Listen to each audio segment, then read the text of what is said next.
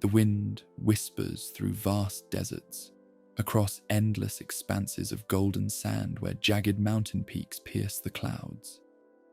Beyond lie the steppes where horsemen roam, and further still, cities with gleaming marble and bustling bazaars. This forbidding yet irresistible landscape formed the backdrop for humanity's greatest adventure in commerce and cultural exchange, a network that eventually connected the distant corners of the ancient world. The term Silk Road conjures romantic images of camel caravans laden with exotic goods traversing desolate landscapes. This name, coined in 1877 by German geographer Ferdinand von Richthofen, simplifies what was in reality an intricate web spanning thousands of miles across the Eurasian continent.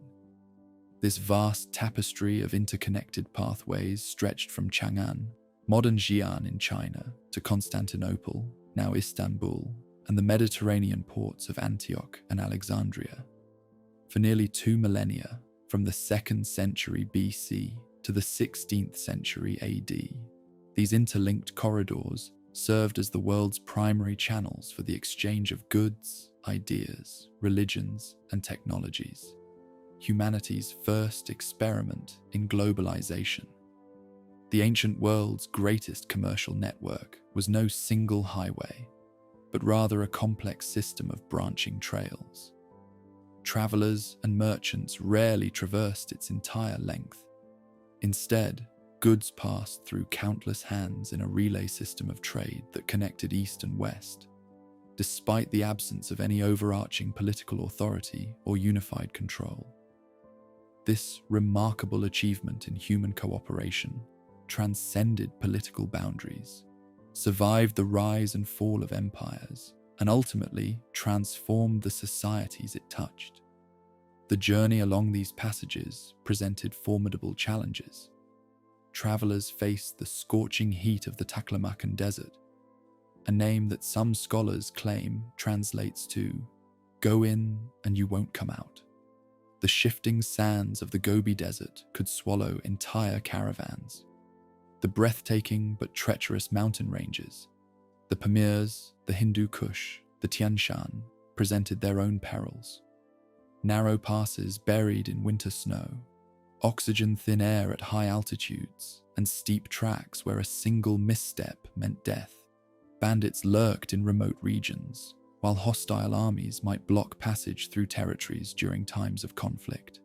Survival along these arduous paths depended on a constellation of oasis settlements that dotted the landscape like islands in a terrestrial sea.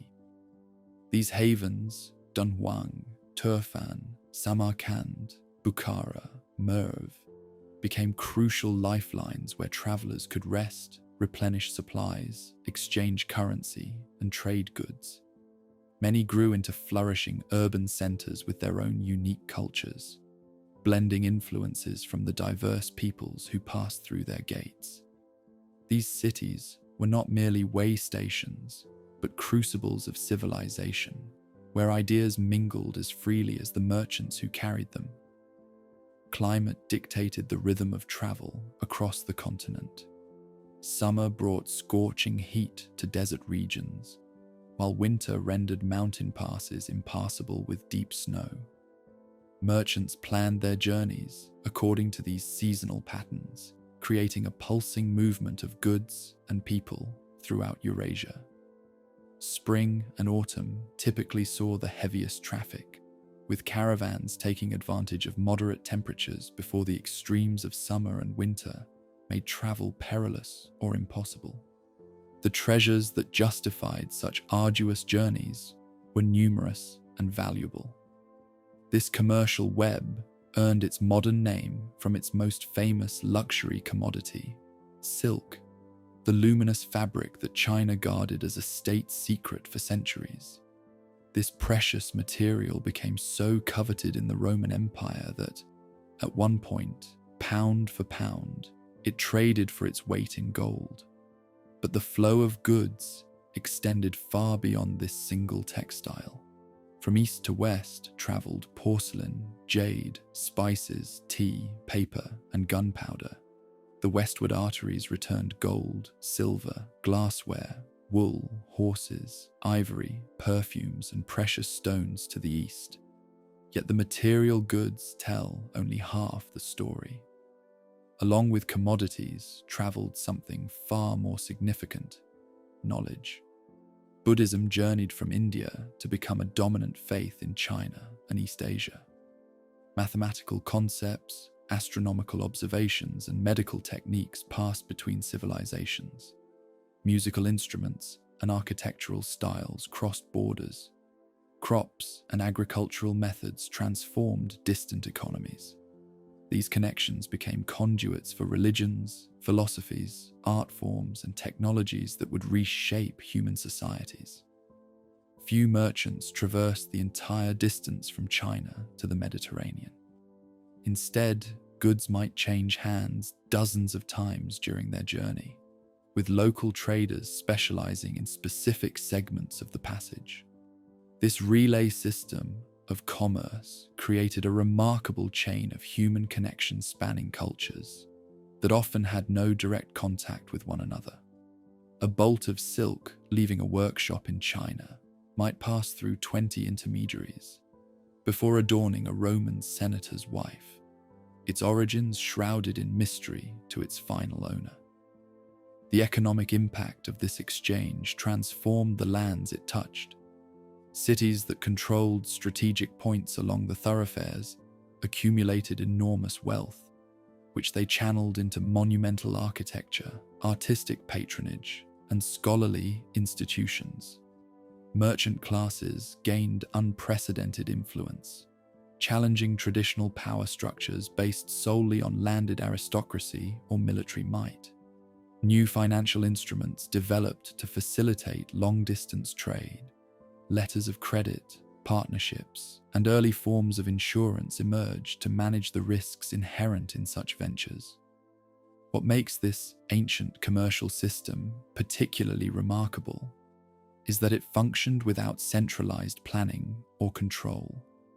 Unlike the Roman roads or Persian royal road, built by imperial decree to serve administrative and military needs, these trading corridors evolved organically, shaped by the collective actions of countless merchants seeking profit. The byways shifted over time, responding to changing political situations, environmental conditions, and economic opportunities. When one avenue became dangerous or unprofitable, traders simply found alternatives. This adaptive commercial phenomenon witnessed and survived the rise and fall of history's greatest empires: the Han and Tang dynasties of China, the Parthian and Sassanid empires of Persia, the Kushans of Central Asia, and the Roman and Byzantine empires all participated in and benefited from its operation. Even the Mongol conquests, which initially brought devastation, ultimately revitalized these transcontinental connections by establishing unprecedented security across vast territories under what historians call the Pax Mongolica, the Mongol Peace. The legacy of these ancient connections extends into the modern world. The cities, cultures, and technologies that emerged from this exchange continue to shape contemporary life. Modern discussions of globalization echo debates that occurred along these thoroughfares 2 millennia ago. This history is not merely a tale of distant times, but the foundation upon which today's interconnected world was built. The clock now turns back to the 2nd century BC, when a Chinese emperor's strategic concerns about nomadic threats to his northern frontier set in motion a chain of events that would create history's most significant network of cross-cultural exchange. The tale begins with the Han Dynasty and an adventurous diplomat named Jang Chian, whose remarkable journeys would open China's eyes to the wider world beyond its borders. The secrets of silk production had been jealously guarded by the Chinese for millennia before the first threads of this precious fabric found their way westward. nearly 5,000 years ago, by the 30th century before Christ, Chinese artisans had already mastered the complex art of sericulture, the cultivation of silkworms, and the harvesting of their delicate cocoons. The process was laborious and required meticulous attention, feeding the caterpillars mulberry leaves, maintaining precise temperatures, carefully unwinding the near-invisible filaments from their cocoons, and weaving them into luminous textiles that shimmered in the light.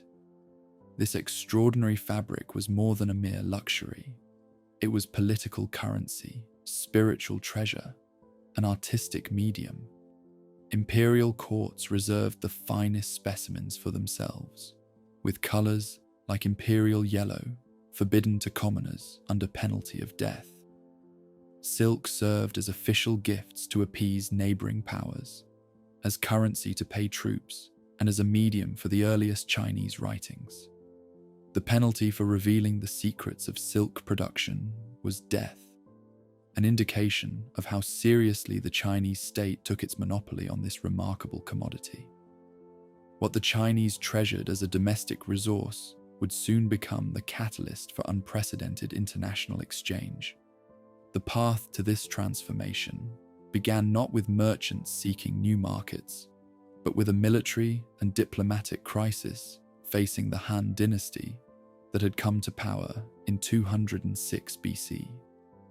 After years of internal warfare, following the collapse of the Qin dynasty, the Han rulers found themselves confronting a formidable external threat along their northern frontier: nomadic confederates from the steppes. These mounted warriors from the Mongolian grasslands, distant ancestors of the Huns who would later threaten Rome, continuously raided the settled agricultural communities of northern China. The ambitious Emperor Wu, ascending to the Han throne during the early 2nd century BC, resolved to break the power of these horsemen who seemed to materialize from the wilderness to strike and then vanish with impunity. Combining military campaigns with diplomatic initiatives, he sought to secure his realm's northern borders once and for all. The Han strategy extended beyond direct confrontation. Emperor Wu recognized that facing these superb mounted archers on their home terrain was perilous. Instead, he sought to encircle and isolate the northern nomads by forming alliances with other peoples beyond China's western frontiers. Intelligence reached the court about a tribal confederation called the Yuezhi, once defeated by the steppe nomads and driven westward, who might be motivated to join forces against their common enemy. The mission to locate these potential allies fell to an intrepid court official named Jang Chian. In the late 100s BC, Emperor Wu dispatched him westward with a party of 100 men to find the Yuezhi and negotiate an alliance. What followed was one of history's most remarkable journeys of exploration, a trek that would last more than a decade and open China's eyes to the vast world beyond its borders. Just weeks into their journey, Jang Chian and his party were captured by hostile patrols. For 10 years, they remained in captivity among the northern nomads. Though treated well, Jang Chian even married a woman from these tribes and fathered children. He never abandoned his mission.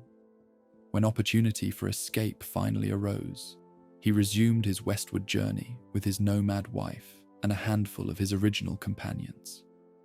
Jang Chian pushed onward through territories no Chinese had ever documented before, crossing the formidable Pamir Mountains into what is now Tajikistan and Afghanistan.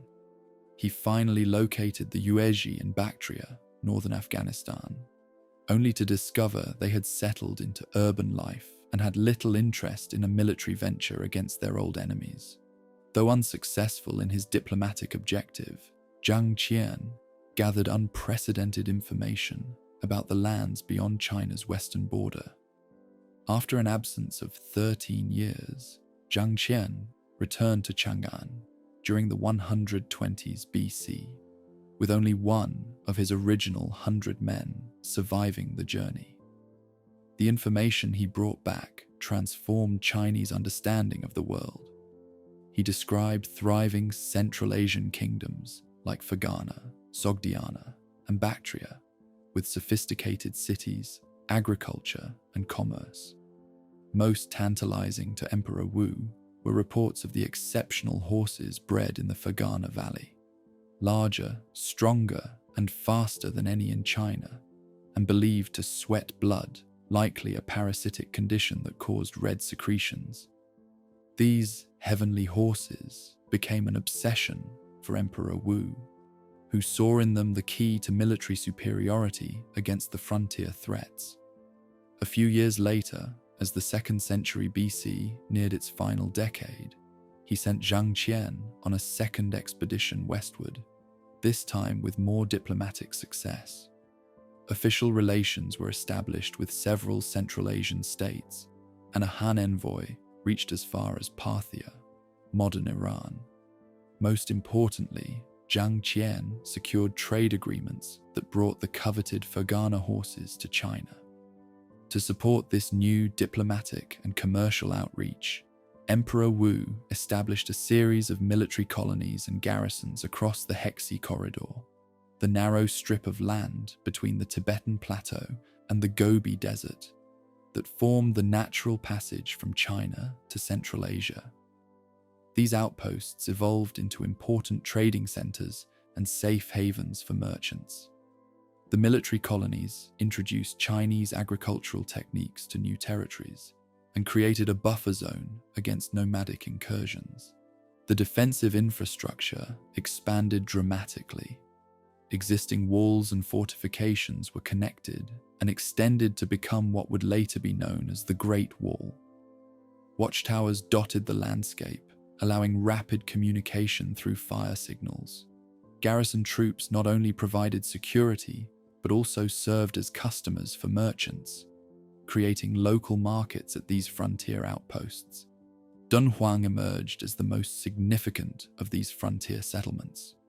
Located at the eastern edge of the Taklamakan Desert, this oasis marked the point where travelers had to choose between the northern or southern paths around this deadly expanse of sand. The town quickly grew from a military outpost to a thriving commercial hub, where Chinese merchants met their Central Asian counterparts. With security established along the Hexi Corridor, Chinese goods, particularly silk, began flowing westward in unprecedented quantities. In exchange, exotic items entered China: horses from Fergana, jade from Khotan, grapes and wine-making technology from Central Asia, new varieties of fruit and vegetables, and even musical instruments and dances that became fashionable at the Han court. The impact of these exchanges extended beyond material goods. Chinese artisans adopted motifs from Western textiles and metalwork. Buddhist missionaries from the Kushan Empire would soon travel these newly established pathways, bringing their faith to China. Medical knowledge passed between cultures, enriching therapeutic traditions in both East and West. Jang Chian's journeys, undertaken for military and diplomatic purposes, had inadvertently created the foundations for what would become the world's most significant pre-modern trade network. A single generation witnessed the transformation of isolated kingdoms and empires into participants in a vast commercial exchange system that would endure for nearly 2 millennia. An ancient Chinese proverb states that a journey of 1,000 miles begins with a single step. In this case, the first steps of Jang Chian's diplomatic missions initiated a journey that would connect civilizations across thousands of miles and countless generations. What began as a strategic response to border security concerns evolved into a transcontinental dialogue of cultures, religions, technologies, and ideas that would shape the development of human civilization. Between the flourishing Han Empire in the east and the expanding Roman Empire in the west stood a powerful intermediary, the Parthian Empire. Rising from the ashes of the Seleucid realm in what is now Iran, the Parthians strategically positioned themselves along the emerging trade corridors between China and the Mediterranean world. Their domain encompassed modern Iran, Iraq, and parts of Turkey, Armenia, and Turkmenistan, territories that contained crucial sections of what would become the central arteries of transcontinental exchange. The Parthians recognized the immense profit potential in controlling these vital passages. Unlike later empires that sometimes sought to dominate the entire length of the commercial network, the Parthians embraced their role as middlemen. They improved infrastructure inherited from their Persian and Seleucid predecessors, maintaining and extending the royal road that ran from Susa near the Persian Gulf to Sardis in western Anatolia.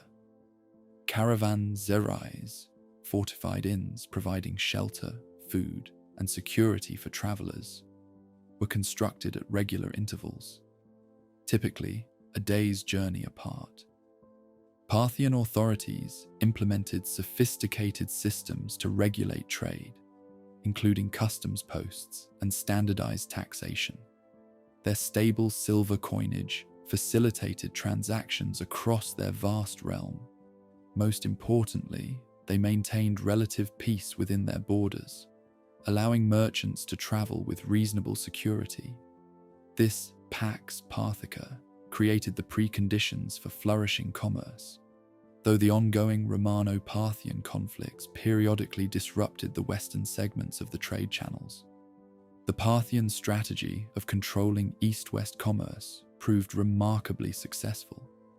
Their merchants grew wealthy by purchasing Chinese goods from intermediaries at their eastern frontiers and selling them at substantial markups to Western buyers. This commercial hegemony had a significant political dimension as well. By controlling the flow of luxury goods to Rome, the Parthians gained economic leverage over their Western rival. The vast transfer of gold and silver from Rome to pay for Eastern luxuries caused recurring financial crises in the Roman economy. While the Parthians dominated the central portion of the transcontinental exchange, numerous smaller kingdoms played crucial roles as interconnecting links in the commercial chain. The Kushan Empire, centered in what is now northern India, Afghanistan, and parts of Central Asia, created a critical bridge between the Chinese, Indian, and Persian worlds. Emerging from Yuezhi nomads who had settled in Bactria, the Kushans established a multilingual, multicultural realm that became a crossroads of commerce and ideas. Under rulers like Kanishka I in the early decades of the 2nd century after Christ, the Kushan Empire reached its zenith, controlling territories from the Aral Sea to the Ganges River Valley. Their coins, inscribed in Greek script but featuring Indian, Persian, and Central Asian deities, symbolized their multicultural identity. The Kushans patronized Buddhism, facilitating its spread along the commercial corridors to China. Their realm became a melting pot where Greeks, Indians, Persians, and Chinese exchanged goods and ideas in cosmopolitan cities like Peshawar, Taxila, and Mathura. Further north, the Sogdian city-states around Samarkand and Bukhara emerged as specialized actors in the growing commercial drama. The Sogdians, an Iranian people with a talent for languages and trade, established merchant colonies throughout Central Asia and China. Their commercial acumen made Sogdian synonymous with merchant in many regions. Their linguistic versatility, many Sogdians were multilingual, made them ideal intermediaries. Their traders gradually extended their operations eastward, eventually establishing permanent communities in the Chinese capital Chang'an and other major urban centers. Sogdian merchant letters, discovered in a watchtower near Dunhuang, reveal the sophisticated commercial operations of these traders. detailed market information, credit arrangements, and trading strategies discussed between partners separated by thousands of miles. These documents provide rare, first-hand evidence of the complex commercial networks operating across Eurasia, where trusted family members manage distant branches of trading enterprises. In the western reaches of this commercial system, the desert city of Palmyra played a similar connecting role. Situated at a crucial oasis in the Syrian desert, Palmyra grew from a local trading post to a magnificent city whose wealth derived almost entirely from long-distance commerce. Palmyrene merchants specialized in luxury goods bound for Roman markets: silk, spices, perfumes, and exotic stones.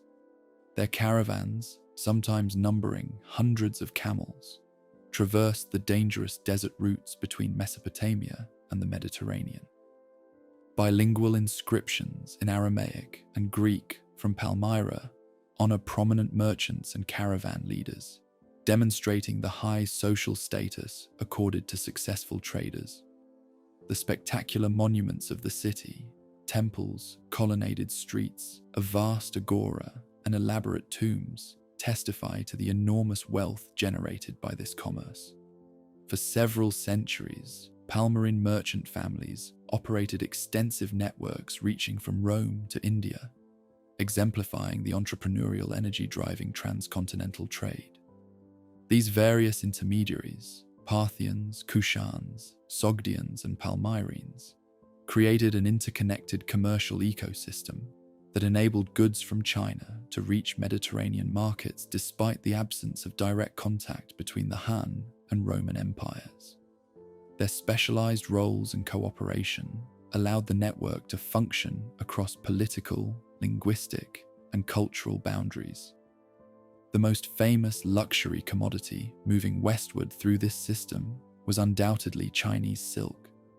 The luminous fabric reached the Roman world toward the end of the 1st century before Christ, where it created an immediate sensation.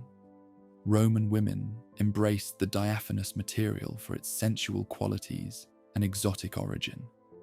The Roman Senate, alarmed by both the moral implications of these revealing garments and the drain of gold to pay for them, attempted unsuccessfully to prohibit men from wearing silk during the reign of Tiberius.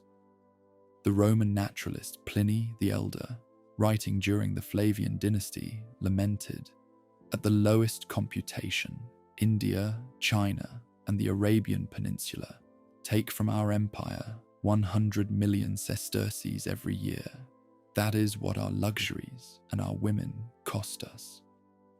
His complaint reflected a widespread concern about the negative balance of trade with the East.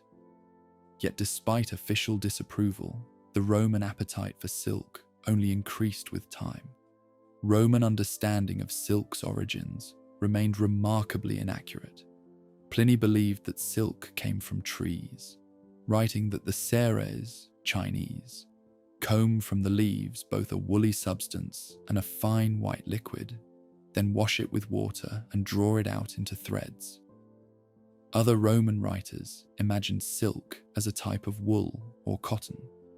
These misconceptions persisted because the Romans had no direct contact with China. All their silk arrived via multiple intermediaries who carefully guarded information about their sources to protect their profits. The Roman desire for direct access to the source of silk and other Eastern luxuries motivated exploration and attempts to circumvent the Parthian middlemen.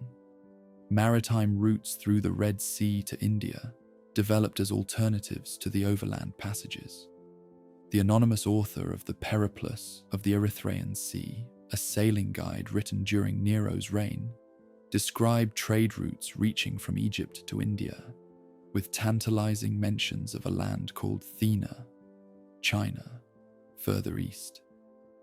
Near the close of the 1st century AD, a Roman envoy named Gan Ying, sent by General Ban Chao of the Han Dynasty, reached the shores of the Western Sea, likely the Persian Gulf or Eastern Mediterranean. According to Chinese historical records, Parthian guides discouraged him from continuing further, telling him the sea voyage to Rome would take 2 years, and many died on the journey. This deliberate misinformation protected Parthian commercial interests by preventing direct Romano-Chinese contact. Antioch in Syria and Alexandria in Egypt emerged as the principal western termini of the transcontinental exchange, where Eastern goods entered Mediterranean commercial circuits. Both cities developed specialized markets and workshops, where raw materials from the East were processed into finished goods for Roman consumers. Particularly significant were the purple dye workshops of Tyre, where Chinese silk was redyed with the precious Tyrian purple extracted from murex shellfish, creating fabrics worth their weight in gold. Financial infrastructure evolved to support the growing volume of trade. Banking houses in major commercial centers offered letters of credit to merchants, eliminating the need to transport large quantities of coin across dangerous territory. Specialized commercial law developed to govern transactions between merchants of different legal traditions. Jewish and Syrian trading communities established diaspora networks spanning the Mediterranean, providing trusted agents in foreign ports. By the twilight of the 2nd century after Christ, the volume of trade flowing between East and West had reached unprecedented levels. Chinese silk, Indian spices, Arabian incense, and African ivory flowed westward, while Roman glassware, woolen textiles, gold, and silver moved east. This exchange transformed consumption patterns and material culture in societies thousands of miles apart from one another. Eastern luxuries once considered exotic became integrated into everyday life for wealthy Romans, while Western technologies and artistic styles influenced development in China and Central Asia. The commercial connections established during this period created the framework for even more significant exchanges to come. Religious ideas, scientific knowledge, artistic concepts, and technological innovations would soon follow the paths pioneered by luxury goods. Buddhism would travel from India to China, while Greek philosophical concepts moved eastward. Chinese innovations like paper would eventually transform intellectual life in the West. The stage was set for a dialogue of civilizations unprecedented in human history, all enabled by the humble silkworm and the shimmering fabric produced from its cocoons. The caravans that traversed the vast expanses between East and West carried more than silk, spices, and precious stones. Within the packs of merchants, hidden among the trade goods, traveled something far more significant and enduring: ideas. Of all the cultural transmissions that followed the commercial pathways across Eurasia, none proved more consequential than the eastward journey of Buddhism from its Indian homeland to the diverse societies of Central and East Asia. Buddhism entered China during the later Han Dynasty, not through conquest or official mission, but through the quiet influence of foreign merchants, Indian and Central Asian traders, practicing their faith in private shrines and small temples in Chinese trading towns, attracted the attention of local populations curious about their mysterious rituals and philosophical teachings.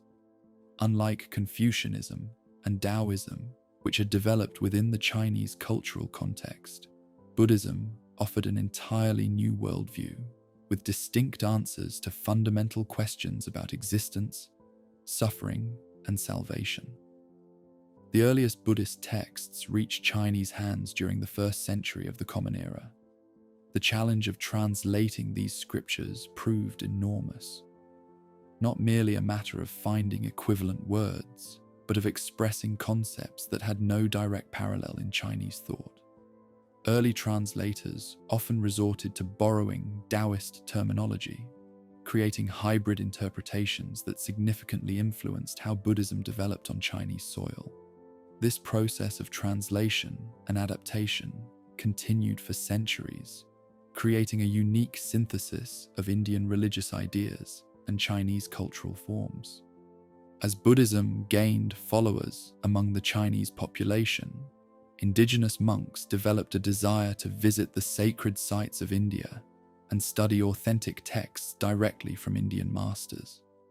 In the early 5th century, a Chinese monk named Faxian embarked on a remarkable journey that would last 15 years.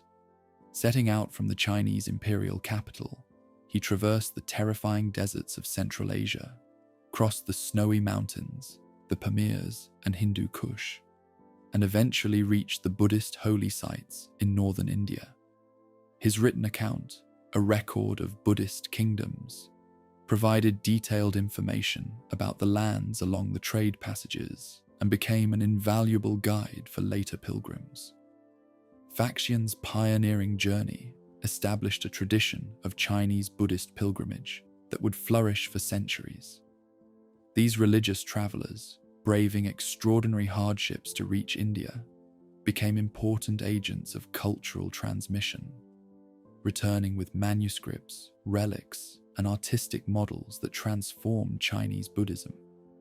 Their written accounts, combining geographical information with religious observations, constitute some of our most valuable historical sources for understanding the diverse societies connected by these transcontinental passages.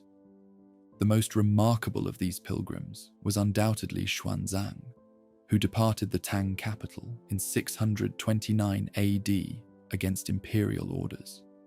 His 17-year odyssey through Central Asia and India, and his return with hundreds of Sanskrit texts, became the stuff of legend, eventually inspiring the classical Chinese novel Journey to the West.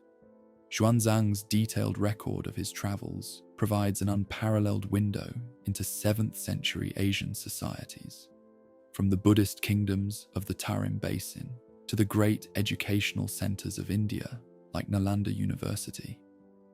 The tremendous effort invested in these pilgrimages and translation projects reflects the profound impact Buddhism had on Chinese society. By the Tang Dynasty, the foreign faith had become thoroughly integrated into Chinese culture, producing distinctive schools of thought like Chan, Zen, Buddhism, that blended Indian meditative practices with Chinese philosophical tendencies. Buddhist monasteries became important economic and cultural institutions, owning vast lands, operating banks and pawn shops, and serving as centers of scholarship, art, and medicine. The visual evidence of Buddhism's journey eastward remains most spectacularly preserved at Dunhuang, where the Mogao caves contain the world's greatest treasury of Buddhist art. Beginning in 366 AD, when a monk named Yuezun claimed to have seen a vision of 1,000 Buddhas on the cliff face, generations of devotees carved hundreds of cave temples into the soft rock. Inside, they created magnificent sculptures and wall paintings that document the evolution of Buddhist art as it absorbed influences from cultures all along the trade passages. These caves served not only as religious shrines, but also as repositories for texts. In 1900, a hidden library cave was discovered containing over 50,000 manuscripts in numerous languages: Chinese, Tibetan, Sanskrit, Sogdian, Uyghur, and others, dating from the 5th to early 11th centuries. This extraordinary time capsule revealed the multicultural character of Dunhuang, where religions, languages, and artistic traditions mingled at this crucial junction between East and West. Buddhism was not the only faith to travel the transcontinental exchange pathways. Nestorianism, a form of Christianity declared heretical in the Byzantine Empire, found refuge in Sassanid Persia and subsequently spread eastward along the trading corridors. In 635 AD, a Nestorian missionary named Alopan arrived in the Chinese imperial center and received permission from Emperor Taizong to establish a Christian presence in China. The famous Nestorian stele, erected in 781 AD, commemorates this event and documents the early history of Christianity in China, in both Chinese and Syriac languages. Zoroastrianism, the ancient Persian religion centered on the teachings of the prophet Zoroaster, also spread along the trade pathways.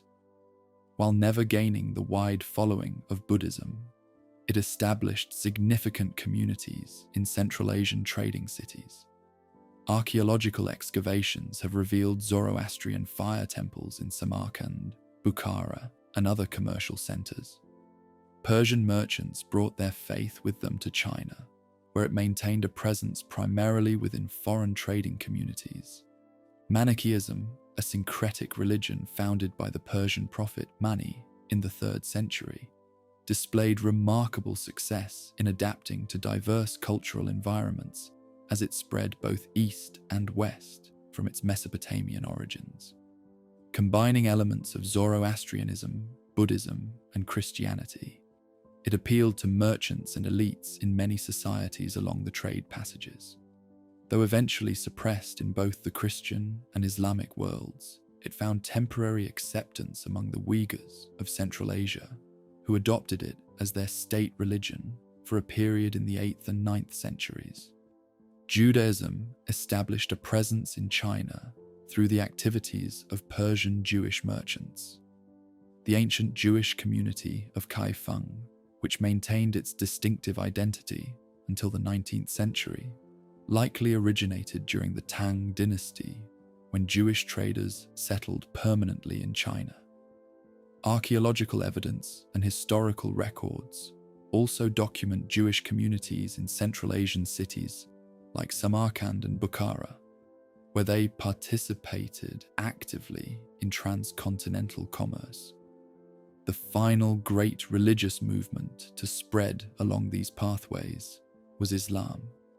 Following the Arab conquests of the 7th century, Muslim merchants became increasingly prominent in the trade networks connecting the Mediterranean world with Central and East Asia. Their commercial activities laid the groundwork for the later widespread conversion of Central Asian societies to Islam, a process that would dramatically reshape the cultural landscape of the regions between China and the Middle East. While religions constituted the most visible aspect of cultural exchange, countless other elements of human knowledge and creativity traveled these same passages. Medical knowledge moved in multiple directions, with Indian and Persian physicians contributing significantly to Chinese pharmacology, while Chinese diagnostic techniques influenced Western medical traditions.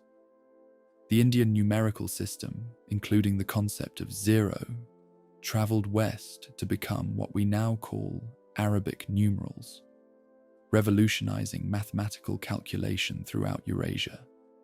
Astronomical observations and theories were shared among the scientific traditions of China, India, Persia, and ultimately Europe. Chinese innovations in metallurgy, particularly in the production of high-quality steel, spread westward. Agricultural techniques and crop species moved in both directions, with Central Asian fruits like grapes and peaches reaching China, while citrus fruits traveled from China to the Mediterranean world. Each of these exchanges transformed daily life in societies thousands of miles apart. The arts flourished through these cross-cultural contacts. Musical instruments traveled along the commercial corridors, creating new hybrid forms and performance traditions. The pear-shaped lute moved from Persia to China, evolving into the Chinese pipa. The Indian sitar likely developed from Middle Eastern predecessors. The 7-day week, originally Babylonian but standardized by the Romans, eventually replaced the 10-day Chinese week through commercial contacts. Visual arts displayed particularly clear evidence of cross-cultural influence. Greco-Buddhist art from Gandhara, modern Pakistan and Afghanistan, combined Indian Buddhist themes with Hellenistic sculptural techniques, creating a distinctive style that influenced Buddhist imagery throughout Asia. Persian textile patterns appeared on Chinese silks, while Chinese motifs later influenced Islamic decorative arts. Artistic techniques traveled alongside motifs. The techniques of glassmaking spread from the Mediterranean to China, while paper manufacturing eventually moved westward from China. The culinary traditions of Eurasia were transformed through the exchange of ingredients, cooking techniques, and flavor preferences. Wheat cultivation and bread making spread eastward from the Fertile Crescent, while rice eventually traveled westward from East Asia. Spices became one of the most valuable commodities in long-distance trade, changing flavor profiles in cuisines thousands of miles from their origins. Sugar, originally domesticated in New Guinea and cultivated in India, gradually spread westward to become a staple in Middle Eastern and Mediterranean confectionery. These varied cultural exchanges resulted from the movement of individuals who settled in foreign lands, creating diaspora communities that served as ongoing bridges between civilizations. Sogdian merchants established permanent settlements in China, bringing their culture, language, and religion with them. Persian artisans worked in Tang Dynasty workshops, influencing Chinese metalwork and textile production. Greek sculptors found employment in the Buddhist kingdoms of Central Asia. Indian Buddhist monks established monasteries in China and Central Asia. What made these exchanges possible was not merely the physical movement of goods and people, but the emergence of cosmopolitan attitudes in the major cities connected by the trade passages. In metropolises like the Chinese imperial capital, Samarkand, and Baghdad, diversity became a source of prestige and cultural vitality. Foreign religions were often tolerated, foreign artisans valued for their skills, and foreign knowledge actively sought out by scholars and rulers. This cosmopolitanism, though never extending to all segments of society and often interrupted by periods of xenophobia, created the conditions for the most extensive pre-modern exchange of ideas in human history. Through these movements of religions, technologies, artistic styles, and knowledge systems, the foundations of a shared Eurasian cultural heritage were established. While each civilization maintained its distinctive character, all were transformed by their participation in this vast exchange network. The legacy of these cultural transmissions continues to shape our modern world, from the global spread of the world's major religions to the mathematical systems we use daily. Behind these enduring influences lay the countless journeys of merchants, pilgrims, and craftspeople who, in pursuing their individual goals, collectively created one of history's greatest achievements in human communication across cultural boundaries. Dawn broke over the Tang Dynasty capital, illuminating a metropolis unlike any other on Earth. With a population exceeding 1 million souls, this imperial city stood as the world's largest and most cosmopolitan urban center, a fitting eastern terminus for the greatest commercial network of the age. The broad, straight avenues of this meticulously planned city teemed with an astonishing diversity of humanity. Central Asian merchants in colorful robes, Persian astronomers, Indian Buddhist monks, Korean scholars, Japanese diplomats, Turkic mercenaries, and Arab traders, all drawn to the magnetic power of Tang China's cultural and economic might. The rise of the Tang Dynasty in 618 AD marked the beginning of what historians consider the golden age of the transcontinental trade passages.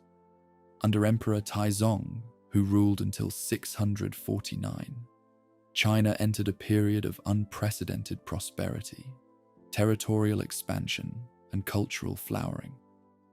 Unlike some of his predecessors who had viewed foreign influences with suspicion, Taizong actively embraced international exchange. He welcomed foreign envoys, patronized exotic arts, employed non-Chinese advisors, and promoted policies that facilitated trade with distant lands. This cosmopolitan attitude reflected more than mere curiosity. It represented strategic statecraft. By cultivating diplomatic and commercial ties with the peoples of Central Asia, the Tang emperors sought to secure their western frontiers and gain leverage against potential threats like the Eastern Turks and Tibetans. Trade policy and foreign relations were inseparable in Tang's strategic thinking, with commercial passages doubling as diplomatic channels and intelligence networks. Within the Tang capital, the western and eastern markets served as the commercial heart of the city.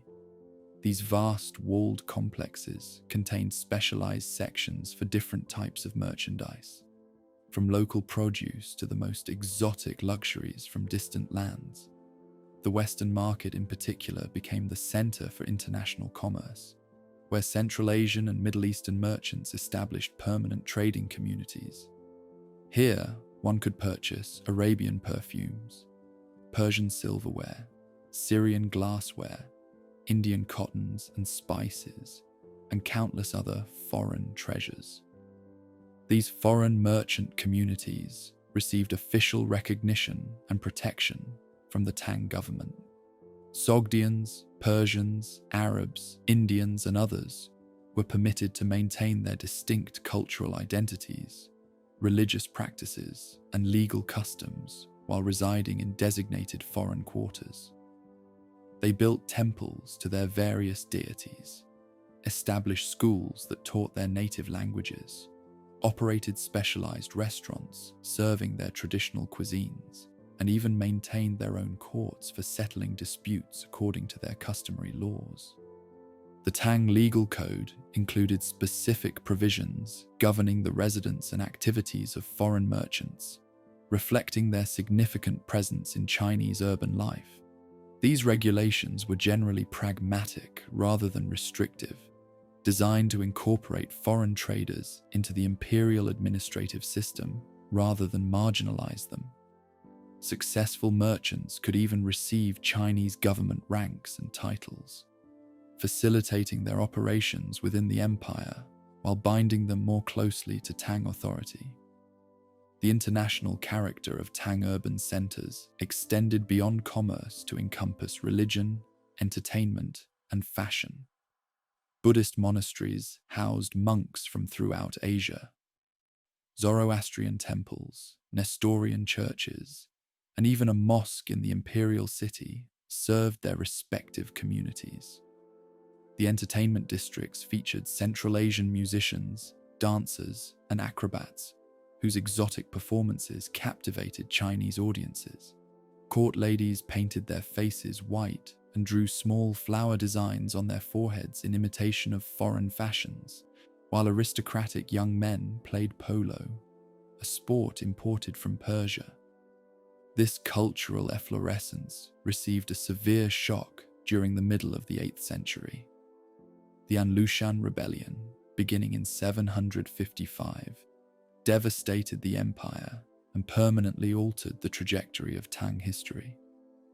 General Kushan, ironically himself of mixed Sogdian and Turkish descent, led a massive uprising that captured both the imperial capital and Luoyang, forcing the emperor to flee. Though eventually suppressed after 8 years of brutal civil war, the rebellion claimed millions of lives, destroyed vast amounts of wealth, and deeply traumatized Chinese society. The Tang Dynasty survived, but the cosmopolitan exuberance of its early period gave way to more conservative tendencies. A xenophobic reaction led to restrictions on foreigners and foreign influences. The most dramatic expression of this cultural backlash came in 845, when Emperor Wuzong ordered the suppression of foreign religions, primarily targeting Buddhism, but also affecting Nestorian Christianity, Zoroastrianism, and Manichaeism.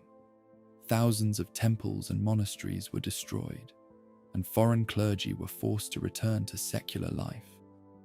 Despite these challenges, the transcontinental commercial networks proved remarkably resilient. Though diminished in volume and altered in character, trade continued through the late Tang period. The difference lay primarily in who controlled the trade.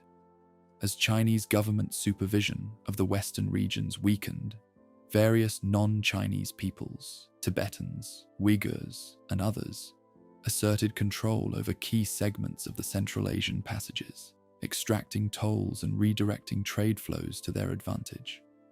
Meanwhile, on the western end of the commercial network, a new power was rising that would transform the character of Eurasian exchange.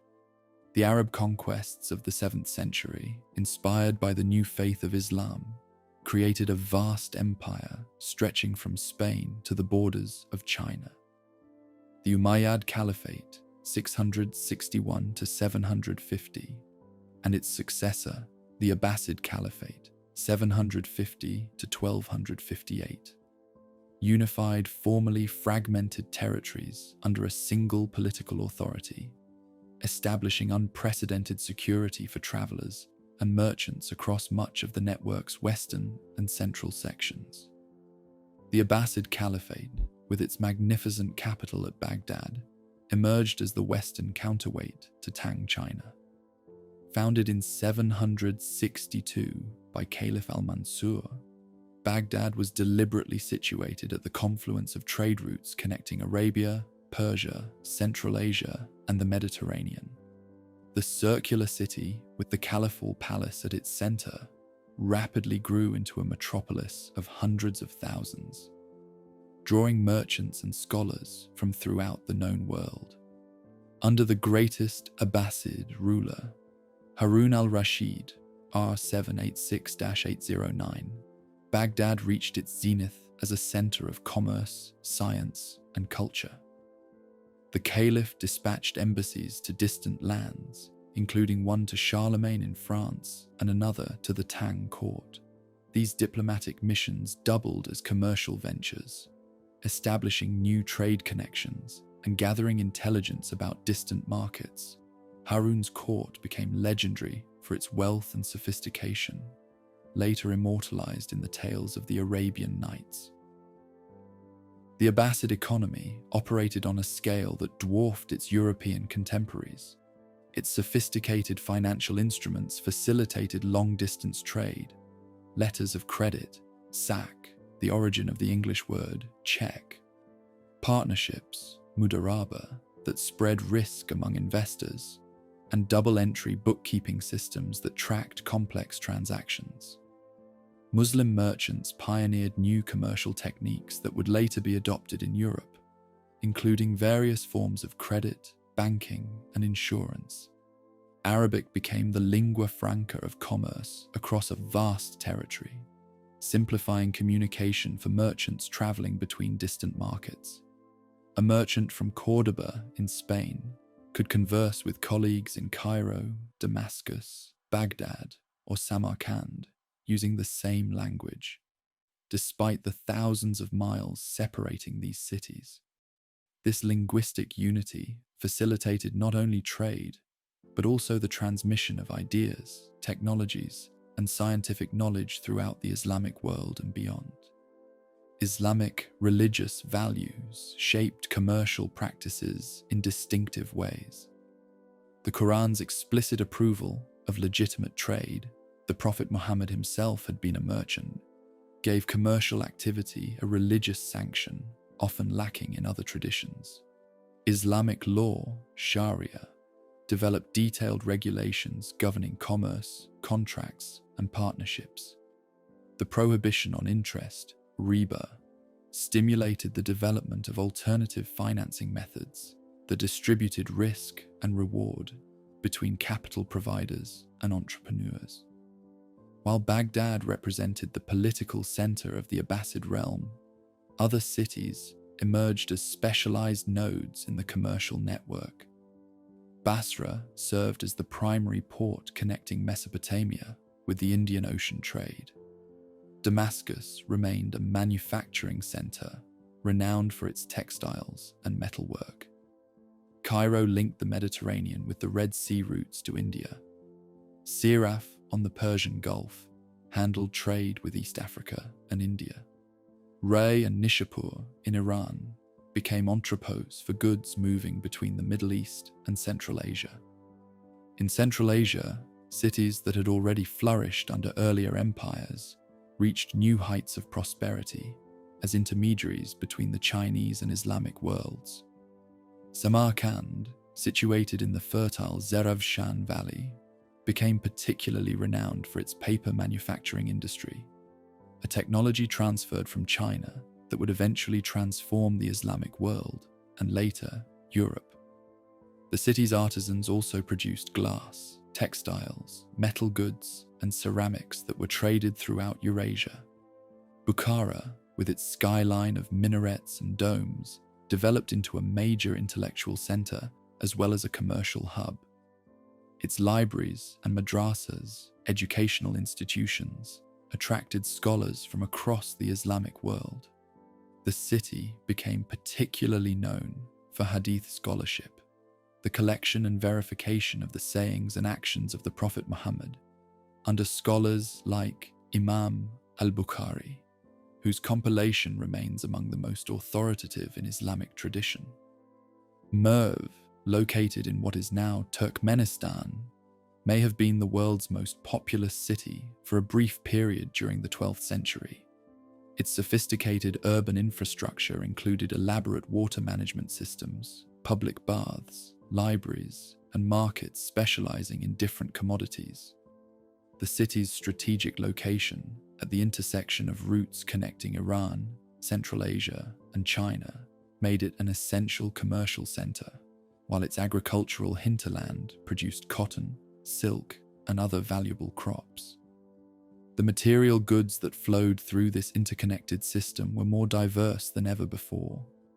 Chinese silk remained important, but was now joined by Chinese porcelain, whose gleaming white surfaces and delicate blue designs captivated consumers throughout Eurasia. Tea from southern China became increasingly popular in Central Asia and parts of the Middle East. Paper, initially a Chinese monopoly, was now produced in Samarkand and other Central Asian cities, gradually making its way westward. From the Islamic world came glassware, brass and bronze work, carpets and textiles, particularly the tiraz, luxury fabrics bearing calligraphic inscriptions that often included the name of the ruling caliph. India contributed cotton textiles, spices, gemstones, and ivory. The Byzantines exported fine glassware, jewelry, and purple-dyed textiles. From the northern forests came amber, furs, and slaves. African gold, ivory, and exotic animals entered the network through Egypt. This dazzling array of goods passed through countless hands, increasing in value with each transaction. Alongside these physical commodities flowed the currency of knowledge. The Abbasid Caliphate famously patronized the translation of Greek, Persian, Indian, and eventually Chinese texts into Arabic. The House of Wisdom, Bait al-Hikmah, in Baghdad, employed scholars who rendered works on medicine, astronomy, mathematics, philosophy, and other fields into the Arabic language, preserving ancient learning that might otherwise have been lost and integrating knowledge from diverse civilizations into new syntheses. This intellectual ferment produced remarkable innovations. Muslim astronomers refined the astrolabe and constructed sophisticated observatories. Mathematicians, like al-Khwarizmi, whose name gives us the word algorithm, developed algebra as a distinct field. Physicians like al-Razi and Ibn Sina, Avicenna, wrote medical encyclopedias that would be studied in Europe for centuries. Geographers produced increasingly accurate maps of the known world, incorporating information gathered from merchants who had traveled to distant lands. Chinese technological innovations continued to move westward. The technique of making paper spread from Samarkand to Baghdad by the late 8th century, and from there throughout the Islamic world, fundamentally transforming the economics of book production and the dissemination of knowledge. Techniques for manufacturing high-fired ceramics slowly diffused westward. The magnetic compass, initially developed in China, eventually reached the Islamic world and Europe. The integration of diverse cultural elements resulted in distinctive aesthetic fusion in arts and architecture. Central Asian textiles incorporated Chinese motifs alongside Persian and Hellenic elements. Chinese painting was influenced by Western perspective techniques via Central Asia. Islamic decorative arts absorbed influences from Byzantine, Persian, and Indian traditions. Music and cuisine similarly reflected the blending of diverse cultural elements as they traveled along the commercial passages. By the mid-9th century, the Abbasid Caliphate began experiencing the same cyclical decline that affected the Tang Dynasty. Territorial fragmentation, fiscal crisis, and military challenges from external powers and internal revolts. The golden age of the Silk Road was drawing to a close as both its eastern and western anchors weakened simultaneously. Yet the commercial and cultural networks established during this period would prove remarkably durable, surviving political upheavals to form the foundation for the next great phase of Eurasian interaction under the Mongols. The legacy of this golden age endures in countless aspects of modern life, from the paper we write on to the numerical system we use for calculation, from the transmission of agricultural crops that transform diets across continents to the religious traditions that shape contemporary societies. The cosmopolitan spirit of the Tang capital and Baghdad, cities where diversity was valued and knowledge from all sources was eagerly sought, represents one of history's most inspiring episodes of cross-cultural engagement, a testament to the human capacity for peaceful exchange and mutual enrichment. The thundering hooves of Mongol cavalry echoed across the steppes, deserts, and mountains of Eurasia, heralding a new chapter in the history of the great transcontinental commercial network. What began as the unification of quarreling nomadic tribes under a charismatic leader named Temujin would transform into the largest contiguous land empire the world has ever known. From the shores of the Pacific to the plains of Eastern Europe, the Mongol conquests would initially bring unprecedented devastation, followed by a remarkable period of security, stability, and renewed prosperity for the ancient trade passages. The story begins in the harsh grasslands of Mongolia, where Temujin, born around 1162, embarked on a lifelong quest to unite the fractious nomadic clans.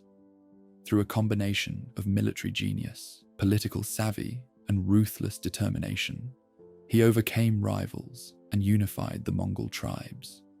In 1206, a great assembly of Mongol leaders acclaimed him as Genghis Khan, universal ruler, marking the birth of the Mongol Empire.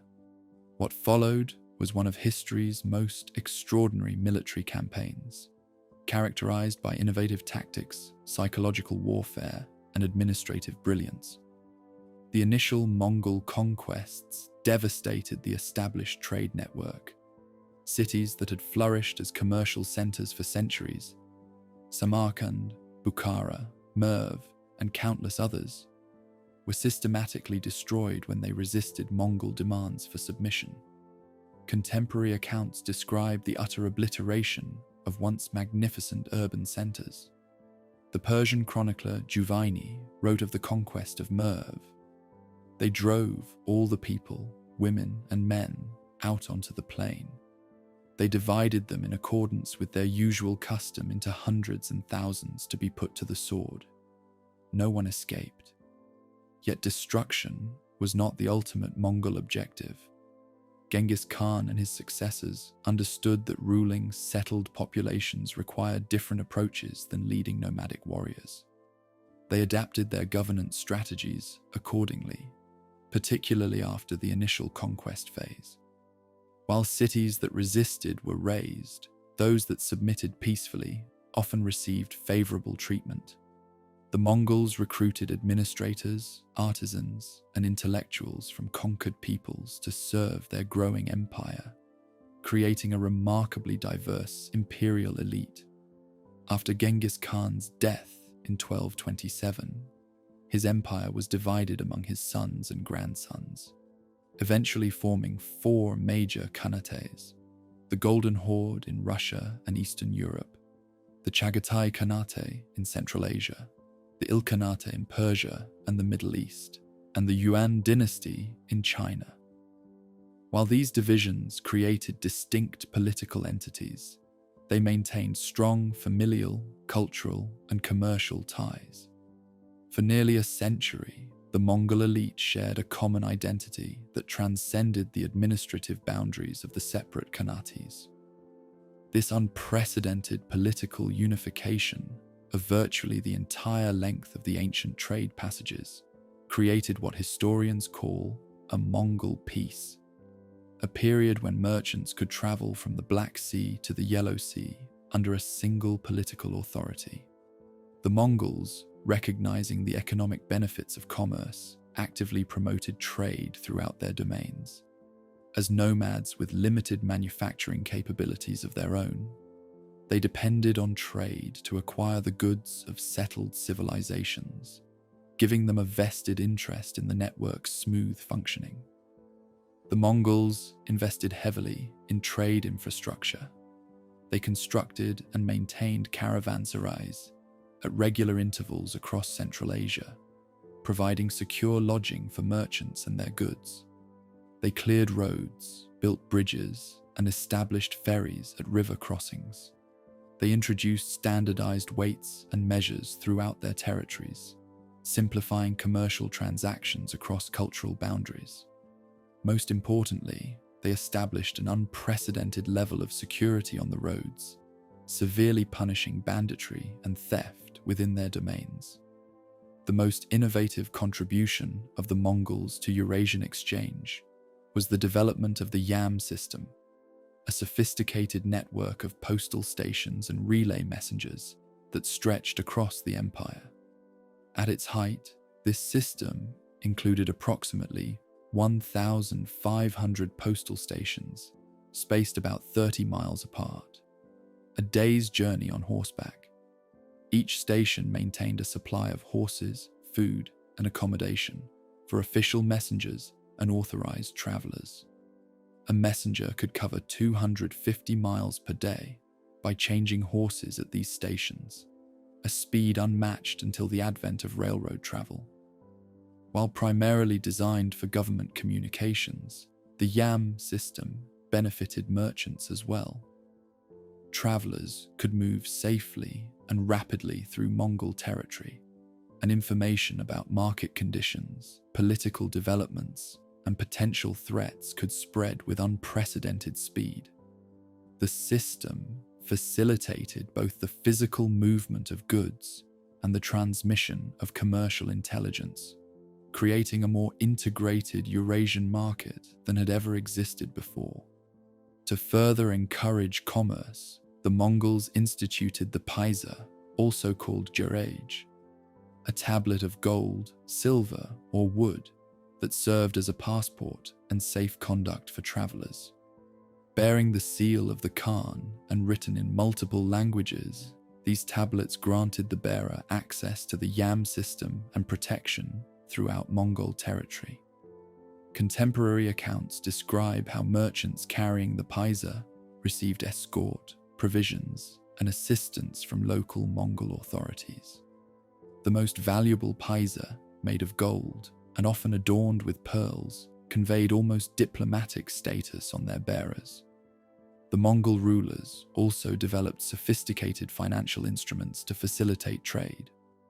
During the Yuan dynasty in China, Kublai Khan introduced paper money, backed by silk and precious metals, creating a stable currency for a vast territory. The Ilkhanate experimented with similar monetary innovations. Bills of exchange allowed merchants to deposit money in one city and withdraw it in another, eliminating the need to transport large amounts of precious metals across dangerous territory. These financial innovations reduced the costs and risks of long-distance trade. The Mongol elite displayed remarkable religious tolerance by medieval standards, which further facilitated cross-cultural exchange. Though eventually converting to Islam, Buddhism, or other faiths of their subjects, the early Mongol rulers adhered to their traditional shamanistic beliefs while showing interest in all religions. Genghis Khan exempted religious leaders, Buddhist, Christian, Muslim, and others, from taxation. Religious communities could practice freely as long as they prayed for the Khan's well-being and did not interfere with Mongol rule. This religious openness had profound implications for cultural exchange. Christian, Muslim, and Buddhist communities flourished throughout the empire, often in close proximity to one another. Religious buildings of different faiths stood side by side in Mongol capitals.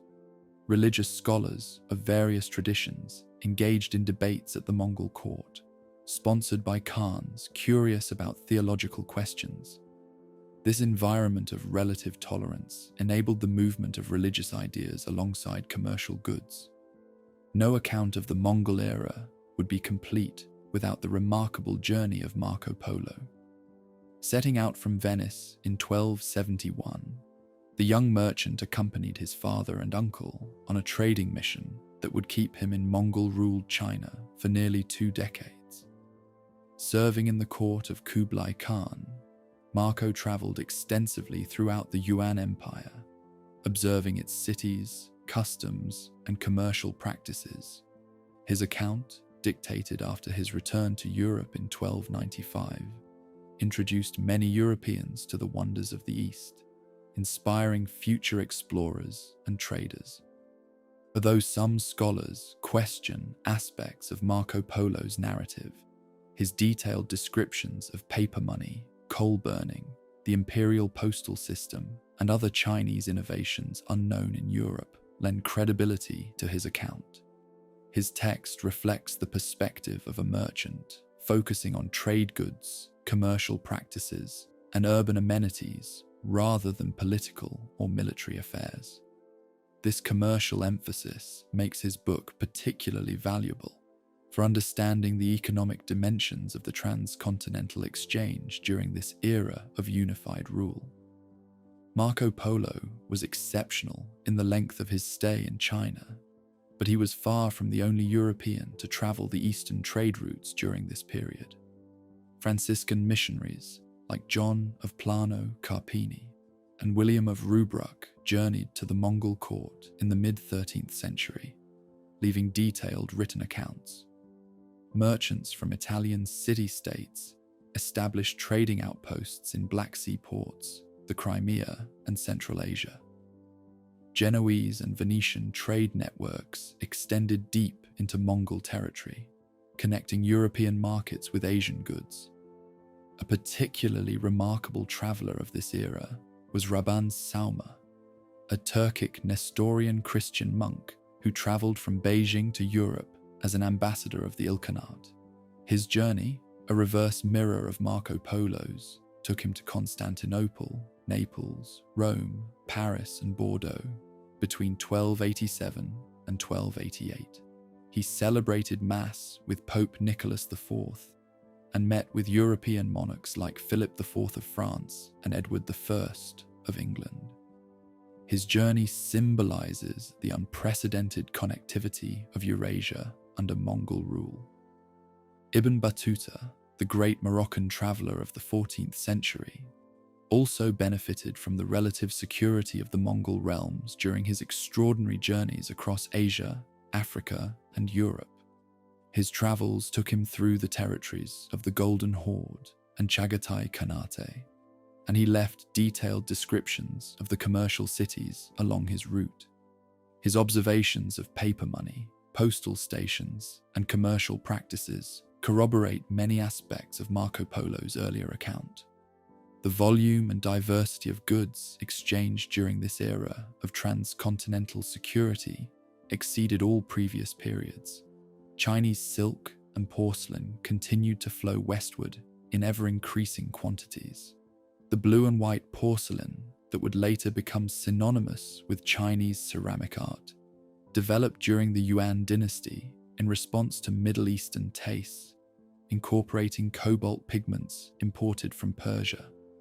This fusion of Chinese manufacturing techniques with West Asian aesthetic preferences exemplifies the cross-cultural character of Mongol-era commerce. Technologies transferred more efficiently than ever before. Printing technology, long established in China, spread westward through Mongol territories, reaching Persia and eventually Europe. Gunpowder and its associated weapons diffused from China to the Islamic world and Europe during this period. Agricultural innovations also traveled along the trade routes.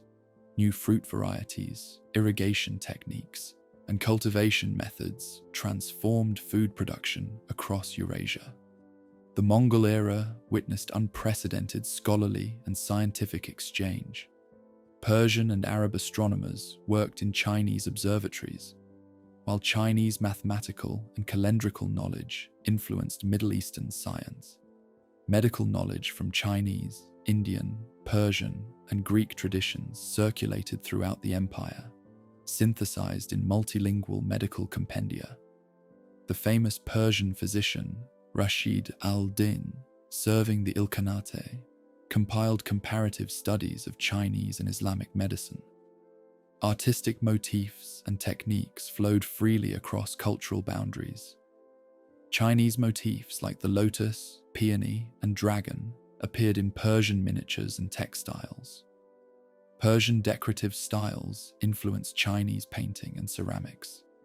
The distinctive blue and white porcelain that became synonymous with Ming Dynasty art actually developed during the Yuan period, using cobalt pigment imported from Persia. This cultural fusion created new aesthetic traditions that would outlast the Mongol era itself. Architecture similarly reflected cross-cultural exchange. The famous Mongol capital at Karakoram contained Buddhist temples, Muslim mosques, and Christian churches, often constructed by artisans brought from distant conquered territories. In China, Islamic architectural elements appeared in traditional Chinese buildings. In Persia and Central Asia, East Asian influences could be seen in decorative elements and construction techniques. These architectural hybrids symbolized the unprecedented cultural mixing of the period. The Mongol era witnessed not only the movement of goods and ideas, but also large-scale population transfers. The Mongols systematically relocated skilled artisans and intellectuals from conquered territories to serve imperial needs. Persian astronomers worked in Chinese observatories. Central Asian Muslim administrators served in the Yuan government. Chinese siege engineers assisted in Mongol campaigns in the Middle East. These forced migrations created diaspora communities that became important agents of cultural transmission. For all its achievements, this era of transcontinental exchange contained the seeds of its own dissolution. The separate Khanates gradually lost their sense of common identity, adopting the religions and cultures of their subjects. The Ilkhans converted to Islam.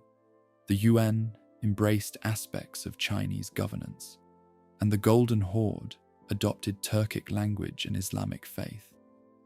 Religious differences created tensions between the formerly united branches of the Mongol family. By the mid-14th century, the Khanates operated as independent powers, sometimes in conflict with one another. Internal succession disputes plagued each Khanate, weakening central authority and creating opportunities for subject peoples to assert greater autonomy. Economic policies that initially stimulated trade, such as the extensive use of paper money without sufficient backing, eventually led to inflation and financial instability, particularly in the Yuan dynasty. The enormous costs of maintaining the imperial infrastructure, from the yam system to military garrisons, strained resources and necessitated heavy taxation. The final blow to this unified commercial system came not from political or economic challenges, but from a biological catastrophe, the Black Death. This devastating pandemic, which killed approximately 1/3 of Europe's population, likely originated in East Asia and spread rapidly along the very trade routes that the Mongols had secured and developed. Merchant ships and caravans unknowingly transported not only valuable goods, but also infected rats and fleas carrying the deadly bacteria. Contemporary accounts from affected regions describe apocalyptic scenes as the pandemic swept through densely populated cities. The Florentine writer Boccaccio wrote that fathers abandoned their children, wives their husbands, brother his brother, while Islamic chroniclers described entire villages and urban districts left without inhabitants. The economic impact proved equally severe, disrupting production, trade, and agriculture throughout Eurasia. The disease spread with unprecedented speed due to the very interconnectedness that had made the Mongol commercial system so successful. A merchant infected in Kaffa on the Black Sea could carry the disease to Constantinople before showing symptoms. Caravans could transport infected rats across Central Asia to China. Naval vessels could bring the plague from Black Sea ports to Mediterranean cities. The highly integrated Eurasian commercial networks had created an ideal environment for pandemic transmission. The demographic collapse resulting from the Black Death dramatically reduced demand for luxury goods, undermining the economic foundation of the transcontinental trade. Labor shortages following the pandemic led to increased wages for workers, but devastating losses for merchant elites. Agricultural production declined as farmland lay fallow for lack of laborers. Tax revenues plummeted, further weakening the already strained Mongol administrations. By the late 14th century, the Mongol Empire had fragmented beyond recognition. In China, the Yuan dynasty fell to the Ming in 1368. In Persia, the Ilkhanate had already collapsed into competing regional powers. The Golden Horde fractured into smaller khanates that would eventually succumb to the rising power of Moscow. Only in Central Asia did Mongol rule persist longer, with Timur Tamerlane claiming Genghis Khan's legacy while building his own empire centered on Samarkand. The commercial networks established during this era of unified rule proved more durable than the political structures that had facilitated them. Trade continued along the ancient passages, though at reduced volume and with greater risks and costs. The specialized merchant communities, Venetians, Genoese, Armenians, Jews, Arabs, Persians, and others, maintained their operations, adapting to the changed political landscape. The knowledge, technologies, and cultural elements exchanged during the Mongol era had become permanently integrated into the societies they had reached. The legacy of the Mongol period for the transcontinental exchange network was paradoxical. On one hand, the Mongol conquests initially devastated many of the urban centers that had been crucial nodes in the commercial system. On the other hand, the subsequent era of stability created conditions for more extensive and voluminous trade than ever before. The Mongols were both destroyers and creators, tearing down existing structures only to build new and often more efficient ones. Perhaps the most significant long-term consequence of the Mongol era was the unprecedented level of information exchange between distant civilizations. Europeans gained more accurate knowledge of Asia than they had ever possessed before. Chinese learned about European and Middle Eastern technologies and scientific concepts. The circulation of practical knowledge, from Persian astronomical instruments to Chinese printing techniques, from Arab algebra to Eurasian shipbuilding methods, accelerated technological development throughout the connected world. Marco Polo's account, despite its limitations and occasional exaggerations, exemplifies this information exchange. His descriptions of paper money, coal burning, efficient tax collection, and postal services introduced Europeans to Chinese innovations they had never imagined. While immediate practical applications of this knowledge were limited, the broadening of European intellectual horizons would later contribute to the experimental attitude of the Renaissance and the Age of Exploration. The Mongol era represented both the zenith of the ancient Eurasian exchange system and the beginning of its transformation. The very success of the transcontinental peace in facilitating East-West contact would ultimately contribute to developments that would render the traditional overland routes less essential. European mariners, inspired partly by Marco Polo's descriptions of Asian wealth, would soon seek direct sea routes to the east, circumventing the complex chain of middlemen that had characterized the old commercial network. As the 14th century drew to a close, the ancient passages linking east and west remained active, but increasingly challenged by political fragmentation, economic disruption, and the emerging maritime alternatives.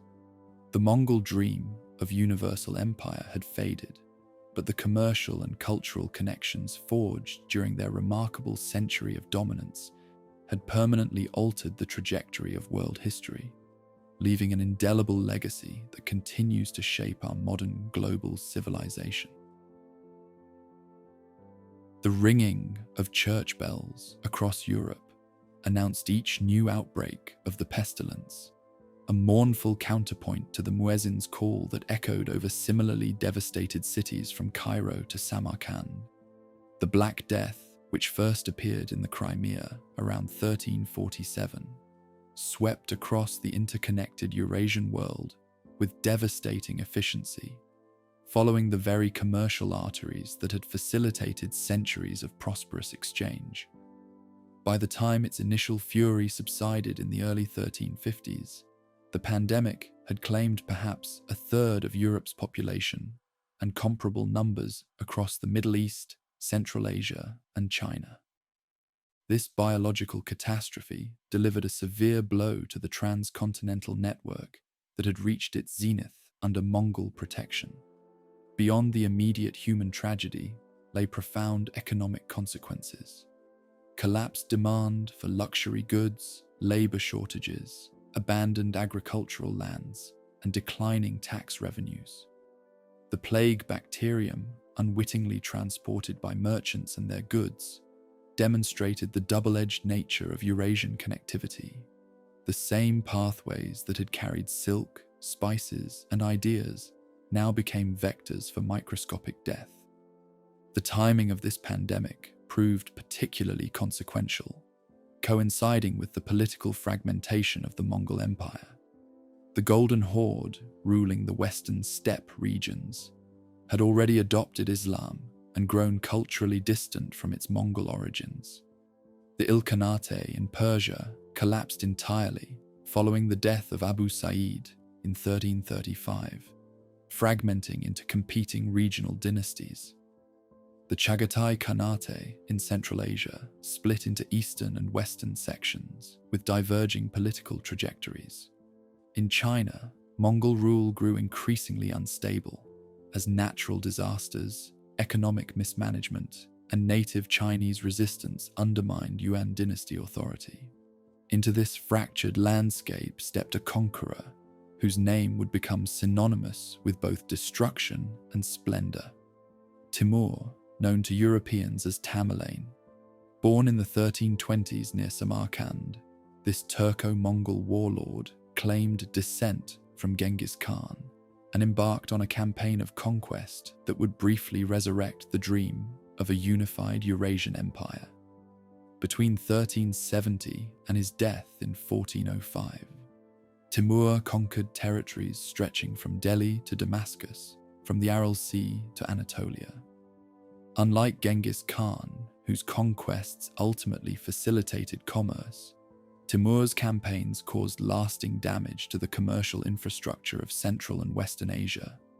His armies systematically destroyed the irrigation systems of Mesopotamia that had sustained agriculture since Sumerian times. They demolished the commercial centers of the Middle East and India, massacring urban populations and deporting skilled artisans to Samarkand. His conquest of Delhi in 1398 resulted in the slaughter of perhaps 100,000 people in a single day. Damascus, Baghdad, and Aleppo suffered similarly devastating fates. While Timur made his capital at Samarkand into a magnificent showcase of Islamic architecture and patronized arts and sciences, the broader economic impact of his conquests was overwhelmingly negative for transcontinental commerce. The security and stability necessary for long-distance trade vanished. Merchants faced heightened risks and uncertainties. Commercial cities that had taken centuries to develop were depopulated or destroyed entirely. The carefully developed networks of credit, partnership, and trust that had facilitated trade across cultural boundaries collapsed amid the chaos of repeated invasions. Timur's empire disintegrated rapidly after his death, as his sons and grandsons fought for control of various territories. The resulting political fragmentation created additional barriers to trade, with multiple authorities demanding tolls, taxes, and customs duties along formerly unified routes. Merchants now had to negotiate passage through numerous competing jurisdictions, each seeking to extract maximum profit from the diminished flow of commerce. While Central Asia suffered from these political convulsions, equally significant changes were unfolding at the eastern terminus of the ancient network. The Ming Dynasty, established in 1368 after the overthrow of Mongol rule, initially maintained an outward-looking commercial policy. Early Ming emperors dispatched the remarkable treasure fleets commanded by Admiral Jang Ho, whose 7 voyages between 1405 and 1433 reached as far as East Africa, demonstrating China's capacity for maritime dominance. However, this brief period of Chinese maritime expansion soon gave way to more restrictive policies. After 1433, court factions opposed to naval expeditions gained the upper hand, arguing that such ventures drained the treasury while providing insufficient benefits. The treasure fleets were disbanded, shipyards fell into disrepair, and maritime technology stagnated. While private Chinese merchants continued overseas trade, they did so without state support and in the face of increasing restrictions. The Ming government gradually implemented a more controlled approach to foreign commerce, known as the tributary trade system. Foreign merchants could trade only at designated ports at specified times, and after acknowledging Chinese imperial supremacy through ritual kowtowing and tribute offerings. This system provided the Ming court with political prestige, while allowing it to regulate the flow of goods and people across its borders. For practical purposes, it made trade with China more complicated, more expensive, and less attractive to foreign merchants. This inward turn reflected deeper shifts in Chinese strategic priorities.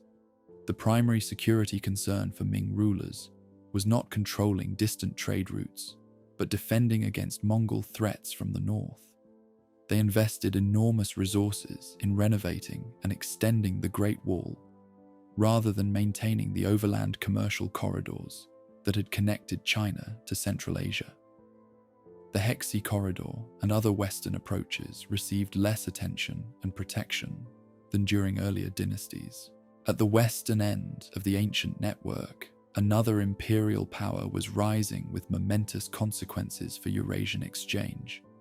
The Ottoman Turks, emerging from Anatolia, conquered Constantinople in 1453, extinguishing the 1,000-year Byzantine Empire and controlling access between the Black Sea and the Mediterranean. By the early 16th century, Ottoman territories encompassed most of the Middle East, North Africa, and southeastern Europe, territories that had been essential links in the transcontinental commercial chain. The Ottoman conquest initially disrupted established trading patterns, particularly for Italian merchants who had developed special relationships with Byzantine authorities. However, the Ottomans soon recognized the value of facilitating and taxing commerce through their territories. Under Mehmed II and his successors, Constantinople was revitalized as a commercial center, with new markets, caravanserais, and port facilities. The Ottomans generally protected foreign merchants operating within their domains, though they extracted substantial revenues through customs duties and required permits. Yet even as the Ottomans consolidated control over traditional trade centers, so their expansion created strategic challenges for European commercial interests. Venetian and Genoese merchants, who had dominated trade with the East for centuries, found their privileged positions threatened by Ottoman policies favoring Muslim traders. The flow of Asian goods to Europe remained substantial, but European merchants faced higher costs and greater uncertainties when operating in Ottoman territories. These changing conditions at both ends of the ancient commercial network, Ming isolationism in the east and Ottoman control in the west, might have led to adjustments and adaptations within the traditional system. However, a more fundamental challenge was emerging that would ultimately render the ancient overland passages secondary to newer maritime connections: European oceanic exploration. The Portuguese led this maritime revolution, driven by a combination of commercial ambition, religious zeal, and technological innovation. Under Prince Henry the Navigator in the early 15th century, Portuguese captains began methodically exploring the African coastline, improving ship designs and navigation techniques with each voyage. Their ultimate goal was to circumvent Muslim-controlled trade routes and establish direct contact with the sources of Asian wealth. This quest reached its first major milestone in 1488, when Bartolomeu Dias rounded the Cape of Good Hope at Africa's southern tip. A decade later, Vasco da Gama completed the journey to India, reaching Calicut in May 1498 and returning to Portugal with a cargo of spices that yielded a staggering 6,000% profit. This successful voyage demonstrated the commercial viability of the long sea route to Asia, bypassing the complex chain of middlemen that had characterized the traditional network. The Portuguese quickly leveraged this breakthrough, establishing a chain of fortified trading posts from East Africa to the Spice Islands, modern Indonesia, Macau, and Japan. Their strategy emphasized naval power rather than territorial control, using superior ships and gunpowder weapons to dominate key maritime choke points and extract favorable trading terms from local rulers. The Estado de India, as this maritime empire was known, fundamentally altered the economics of Eurasian trade. When direct comparison became possible, the cost advantages of maritime shipping over land transport proved decisive. A Venetian merchant bringing pepper from Alexandria to Venice in the traditional manner paid approximately 70% of the pepper's value in transportation and transaction costs. The Portuguese, shipping directly from Kushan in India to Lisbon, incurred costs of only about 30%. This differential meant that even with the longer journey time by sea, European merchants could deliver Asian goods more cheaply via the Cape route than through the Middle East. The Spanish soon joined the maritime competition, sponsoring Christopher Columbus's attempt to reach Asia by sailing westward across the Atlantic. Though Columbus encountered the Americas instead, the Spanish quickly established their own global maritime empire. The circumnavigation of the globe by Ferdinand Magellan's expedition in 1519 to 1522 symbolized the new reality of oceanic connectivity, even as the excessive costs and casualties of this pioneering voyage demonstrated its practical limitations. By the mid-16th century, a significant portion of the luxury goods that had once traversed the ancient pathways connecting China and the Mediterranean now moved by sea. Portuguese carracks and galleons carried Chinese silk and porcelain, Indian cotton and spices, and Southeast Asian aromatics directly to European ports. The overland routes continued to function, but handled a diminishing share of east-west commerce as merchants and consumers adjusted to the new economic realities. This maritime revolution had profound implications for the societies that had specialized in facilitating overland trade. Cities like Venice and Genoa, whose prosperity had depended on their role as gateways for Asian goods entering Europe, faced relative decline as trade shifted to Atlantic ports like Lisbon, Seville, and later Amsterdam and London. The commercial cities of the Middle East and Central Asia suffered even more dramatic reversals as they found themselves increasingly marginalized in the emerging global economy. The gradual eclipse of the ancient overland network should not be seen as a sudden collapse, but rather as a centuries-long process of adaptation and realignment. Even as maritime connections gained prominence, certain high-value, low-volume luxury goods continued to move along traditional channels. Regional commerce within Central Asia remained vibrant, with cities like Bukhara and Samarkand serving local and regional markets even as their role in intercontinental trade diminished. Overland routes linking China with Russia and the Ottoman Empire maintained significance for specific commodities and diplomatic exchanges. Moreover, the cultural and intellectual connections established during the heyday of the traditional network proved remarkably durable.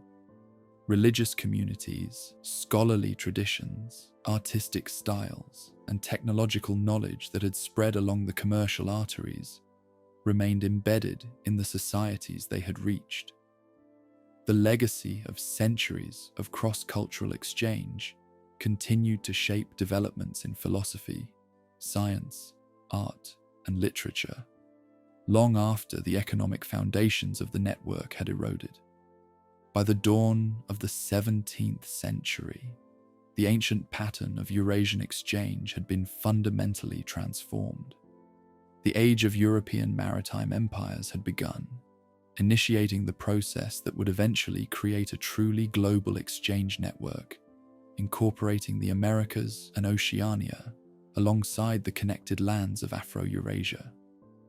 The ancient passages that had carried silk from China to Rome, Buddhism from India to East Asia, and countless other material and cultural treasures between distant civilizations now functioned primarily as regional trade routes, their transcontinental significance diminished, but never entirely forgotten. The declining practical importance of the overland network coincided with the mythologization of the Silk Road in European imagination. As direct contact with China increased, Europeans developed more accurate knowledge of silk production, geography, and Chinese society, but simultaneously romanticized the ancient trade routes as pathways of mystery and adventure. Marco Polo's account, first printed in 1477, found new readers fascinated by his descriptions of exotic lands and peoples. The ancient commercial network, even as it faded as an economic reality, began its afterlife as a powerful cultural symbol of connectivity and exchange between East and West.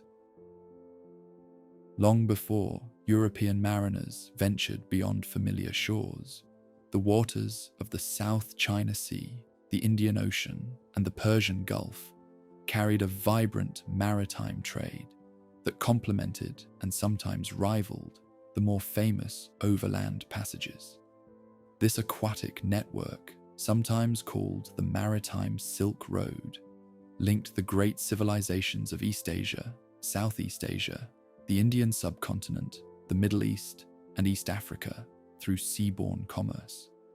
Governed by the rhythm of monsoon winds rather than the challenges of mountain passes and desert crossings, these sea lanes fostered their own distinctive patterns of exchange, specialized port cities, and seafaring technologies.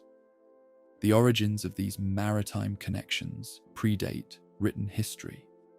Archaeological evidence indicates that seafarers were crossing the Taiwan Strait by 5,000 years ago. Bronze drums manufactured in northern Vietnam have been found throughout maritime Southeast Asia, suggesting extensive trade networks by the first millennium before the Common Era. Ancient Chinese accounts mention voyages to islands called Yichu and Lanfang, likely referring to Taiwan or the Philippines, while early Indian texts describe trading expeditions to Southeast Asian lands called Suvarnabhumi and Suvarnadvipa, names that evoke the gold-producing regions of the Malay Peninsula and Indonesian archipelago. These early maritime ventures remained relatively limited in scale until advances in shipbuilding and navigation enabled longer, safer voyages across open waters.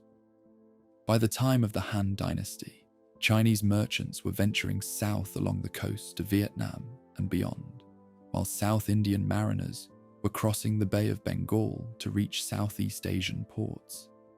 The goods exchanged in this early maritime trade included many of the same luxury items that traveled the overland routes: silk, spices, precious metals, and gemstones, but also incorporated bulkier commodities like ceramics, timber, and grain that proved impractical for camel caravans. Maritime commerce accelerated dramatically during the Tang Dynasty, coinciding with the golden age of the overland network. Chinese ships now regularly visited ports throughout Southeast Asia, while Persian and Arab vessels ventured as far as Guangzhou, Canton. The Tang established maritime customs offices at major ports like Guangzhou, Hangzhou, and Yangzhou to regulate and tax this burgeoning trade.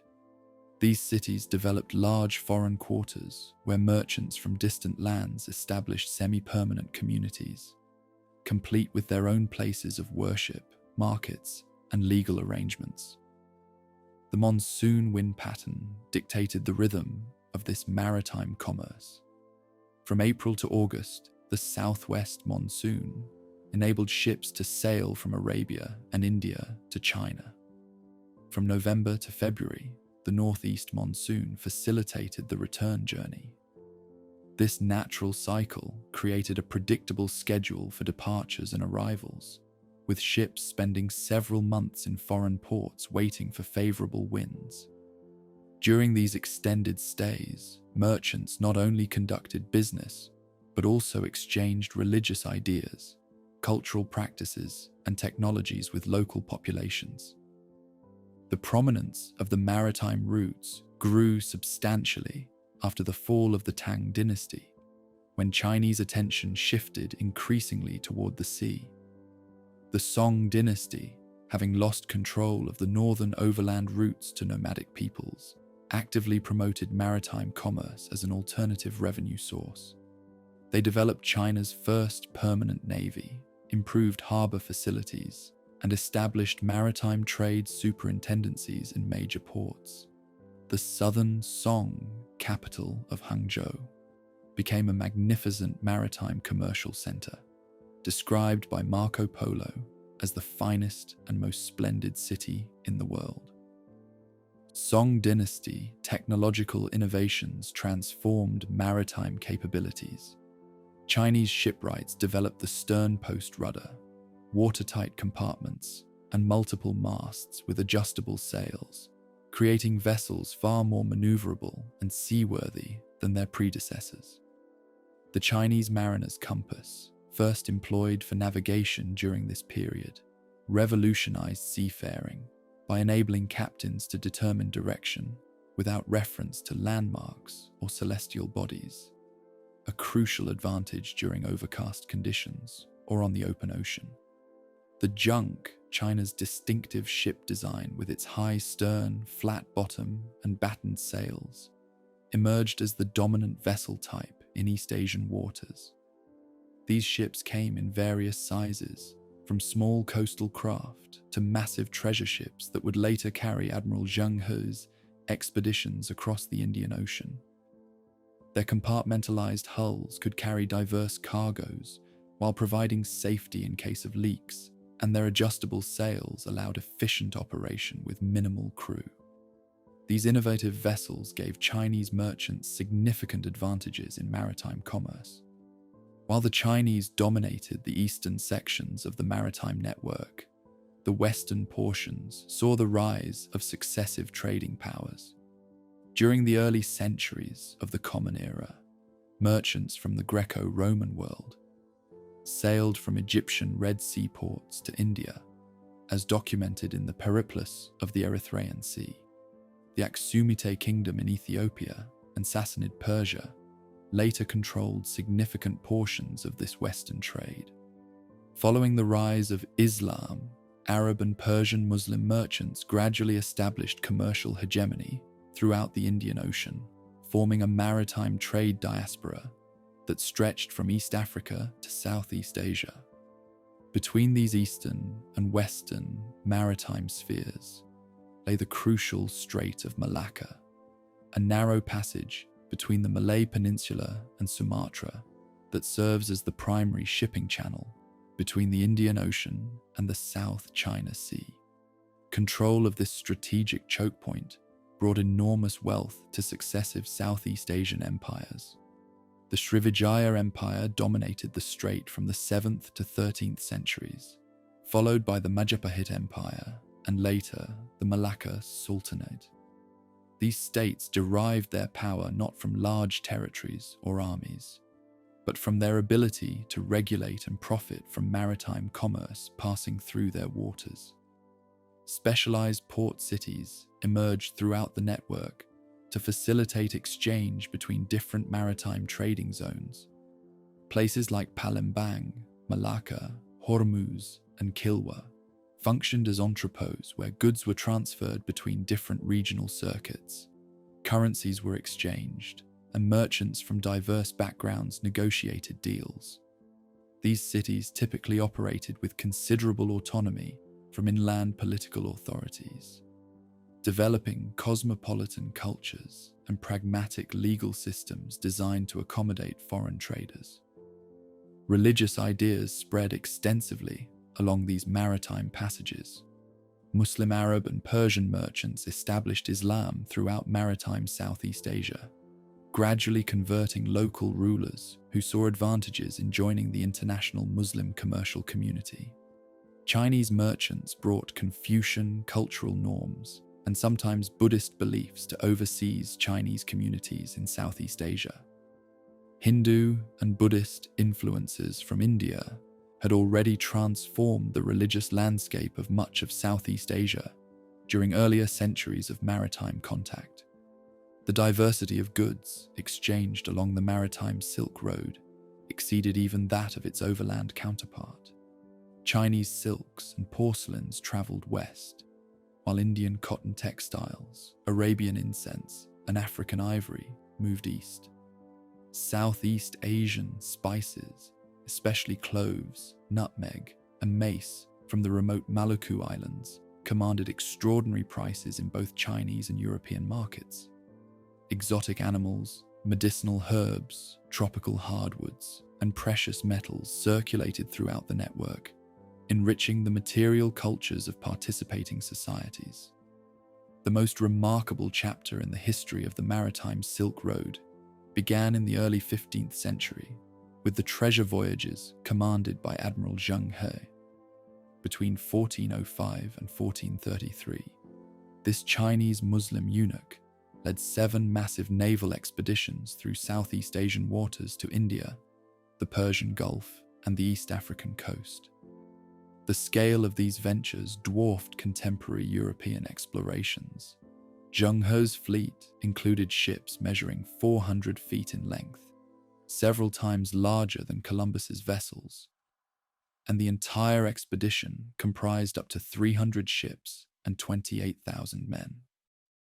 These voyages combined multiple objectives: establishing Chinese diplomatic dominance through an elaborate tributary system, conducting trade, collecting exotic treasures and curiosities for the Ming court, gathering intelligence about distant lands, and projecting imperial power throughout the Indian Ocean world. The expeditions typically involved peaceful ceremonies, where foreign rulers acknowledged Chinese suzerainty and offered tribute gifts, receiving valuable Chinese goods in return. However, the treasure fleets also engaged in occasional military actions against pirates or uncooperative local authorities. The abrupt termination of these voyages after 1433, followed by the Ming dynasty's increasing restrictions on maritime activity, represents one of history's great counterfactual junctures. Had China maintained its naval supremacy and maritime engagement, the subsequent history of global power relations might have unfolded very differently. Instead, the Ming turned inward, just as European powers began their own maritime expansions, ultimately allowing Western nations to dominate the very trade routes that China had once controlled. The Portuguese arrival in Asian waters, marked by Vasco da Gama's journey to Calicut in 1498, introduced a new and disruptive force into the ancient maritime networks. Unlike previous participants in the Indian Ocean trade, who generally operated within consensual frameworks that balanced competition with cooperation, the Portuguese employed naval firepower to impose advantageous trading arrangements. Their strategy centered on controlling key maritime choke points through a network of fortified bases: Hormuz at the entrance to the Persian Gulf, Malacca commanding the crucial strait, Macau providing access to the China trade. Portuguese carracks, though smaller than the largest Chinese vessels, carried formidable artillery that transformed maritime power dynamics. Traditional trading ships in the Indian Ocean had carried minimal armaments, as the commercial system had operated largely without naval warfare. The Portuguese armed trading model, where commercial vessels doubled as warships, gave them disproportionate influence despite their limited numbers. Later, European entrants, the Spanish, Dutch, English, and French, would adopt and refine this approach to carve out their own maritime empires. The impact of European intervention varied across the maritime Silk Road. In some regions, such as the Spice Islands, traditional trading patterns were completely disrupted by European monopolistic practices and forced cultivation systems. Elsewhere, Asian merchants adapted to the new circumstances, sometimes forming alliances with European powers, or finding niches where they maintained competitive advantages. Particularly successful were diaspora trading communities like the Parsis, Gujaratis, and overseas Chinese, who often served as middlemen between European companies and local producers. The Portuguese and subsequent European powers established direct maritime connections between Asia and Europe via the Cape of Good Hope, and later between Asia and the Americas across the Pacific.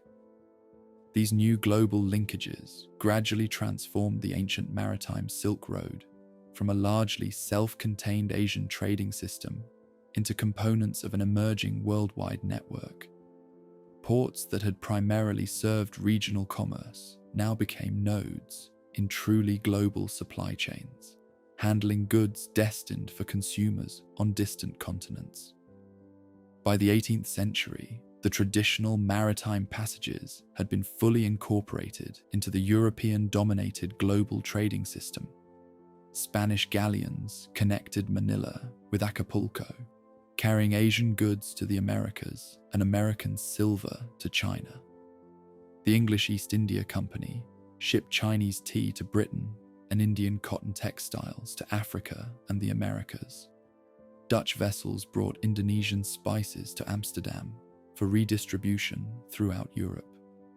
The ancient patterns of Asian maritime trade had not disappeared, but had been subordinated to and integrated within a new economic order structured around European interests. The legacy of the Maritime Silk Road endures in numerous aspects of our modern world. The multicultural port cities it fostered, Singapore, Hong Kong, Mumbai, Dubai, remain vital hubs in today's global economy. The diverse cuisines of coastal regions throughout Asia and East Africa reflect centuries of maritime cultural exchange through their distinctive combinations of ingredients and techniques.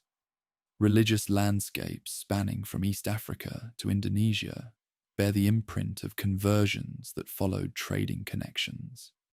Even the contemporary maritime shipping industry, with its specialized ports, international legal frameworks, and interconnected supply chains, builds upon foundations established along these ancient routes.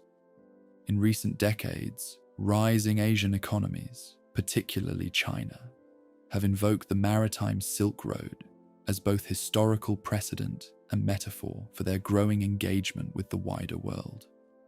China's Belt and Road Initiative explicitly references both the overland and maritime dimensions of the ancient trading networks as models for contemporary infrastructure development and economic integration. This conscious recall of the ancient passages suggests that their significance extends beyond mere historical interest to encompass enduring aspirations for Eurasian connectivity and prosperity. The story of the Maritime Silk Road complements and complicates the narrative of its overland counterpart. Together, they reveal a more complete picture of the complex exchanges that connected distant civilizations, facilitated cultural encounters, and shaped the development of human societies across the Afro-Eurasian world. The maritime dimension reminds us that the ancient networks operated in multiple environments, adapted to diverse challenges, and created varied patterns of interaction, a flexibility and multiplicity that characterized globalization long before the modern era. Behind the grand historical narratives of imperial conquests, religious transmissions, and commercial innovations lies the human dimension of the ancient network, the daily experiences of the countless individuals who made their lives along these storied passages. From the merchants who guided camel caravans across treacherous terrain, to the innkeepers who offered them shelter, from the farmers who fed traveling strangers, to the artisans who crafted goods for distant markets, these ordinary people collectively sustained the extraordinary connections that link distant civilizations. The merchant's life embodied both tremendous opportunity and extreme risk. Most traders specialized in particular segments of the network, rather than traversing its entire length. A Sogdian merchant might travel the routes between Samarkand and Chang'an, while a Persian counterpart worked the passages from Mesopotamia to Central Asia. These regional specializations allowed traders to develop deep knowledge of local languages, customs, and market conditions, essential intelligence for successful commerce. Organization proved crucial for merchants attempting long-distance trade.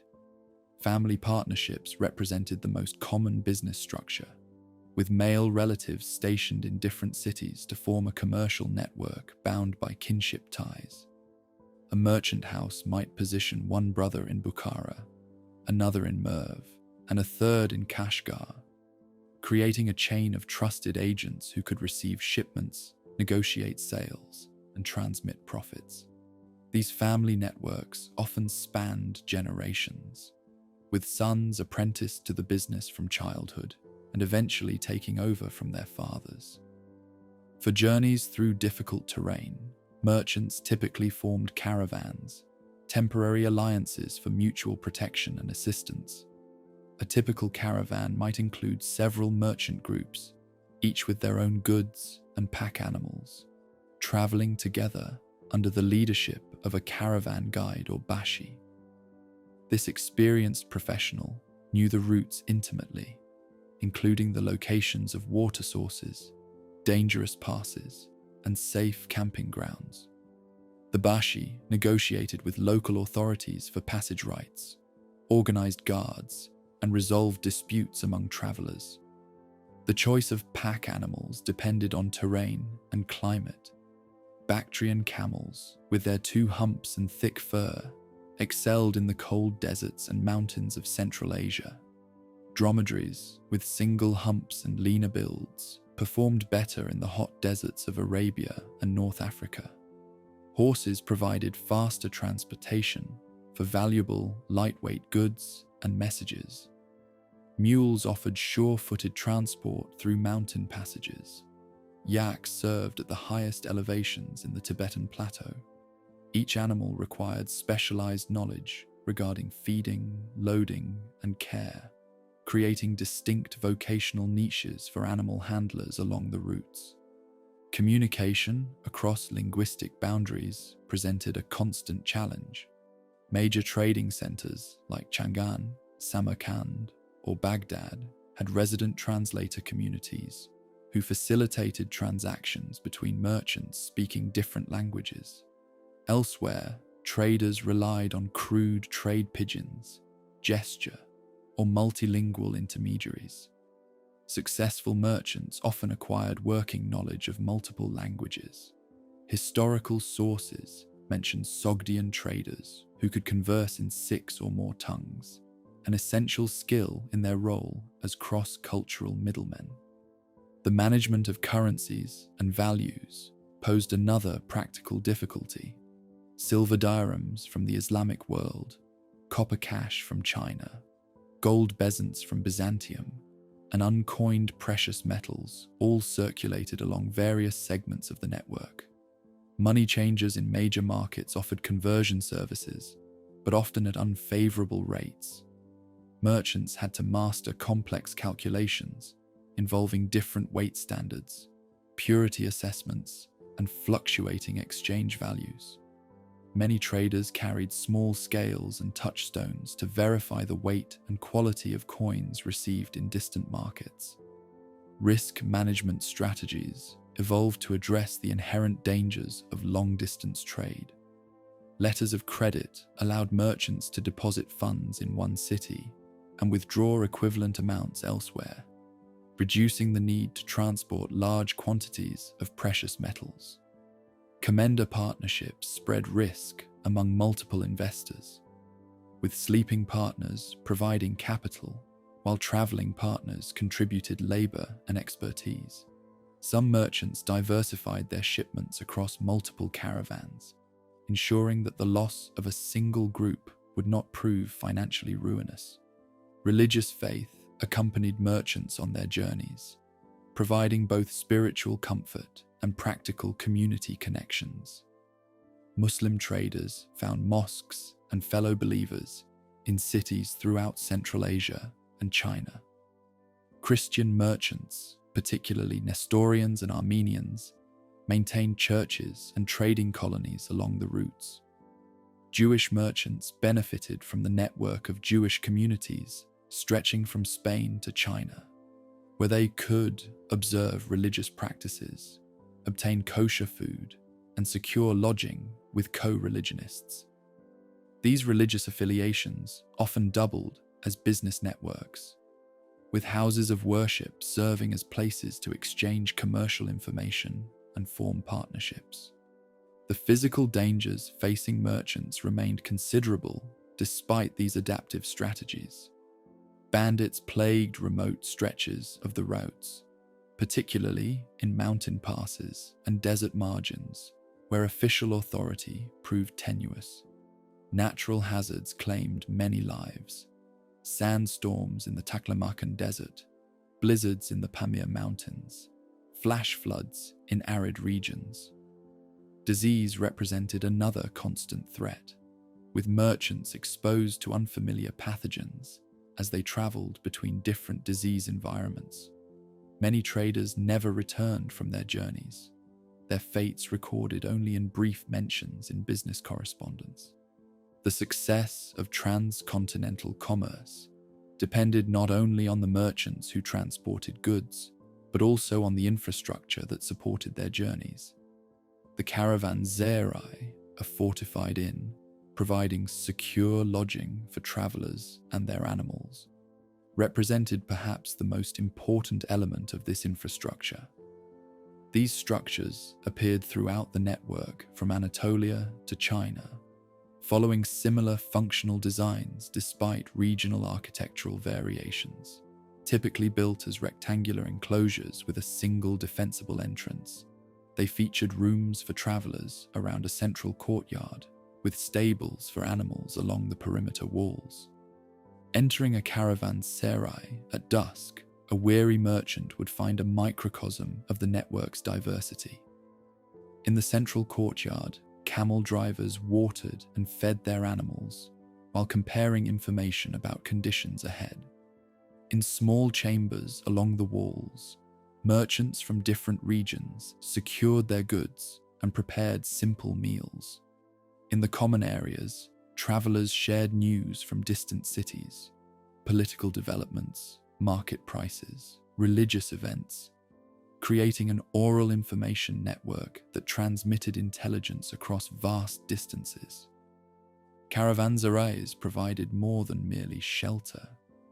Many offered specialized services: blacksmiths who could repair metal goods or shoe horses, food vendors selling local provisions, money changers facilitating transactions between different currency zones, and scribes who could prepare commercial documents or write letters home for illiterate travelers. Some larger establishments included prayer rooms accommodating different faiths, bathhouses for ritual and practical cleanliness, and even entertainment in the form of musicians or storytellers. The operation of these essential institutions took various forms. Along major royal roads in the Persian and later Islamic empires, caravanserais often received state funding as public infrastructure, promoting commerce and demonstrating the ruler's concern for trade. Elsewhere, they functioned as private enterprises, generating profit through fees for lodging, secure storage, food, and services. In some regions, religious endowments, waqf in Islamic territories, supported caravanserais as charitable institutions, particularly along pilgrimage routes. The rhythm of arrival and departure at these way stations followed predictable patterns dictated by the practicalities of travel. Caravans typically departed in the pre-dawn hours, traveling during the cooler parts of the day. They aimed to reach the next caravanserai by late afternoon, allowing time to secure lodging, tend to animals, prepare meals, and conduct any necessary business before nightfall. This rhythm created a distinctive temporal geography along the routes, with predictable flows of travelers and goods through established points in the network. Between these nodes of commercial infrastructure lay diverse settled communities, whose lives became intertwined with the passing trade. Farmers in oasis settlements produced food for local consumption and for sale to travelers: grain, fruits, vegetables, and fodder for animals. Specialization within these agricultural zones often reflected commercial opportunities presented by the trade passages. Orchards of high-value fruits might replace basic grain production.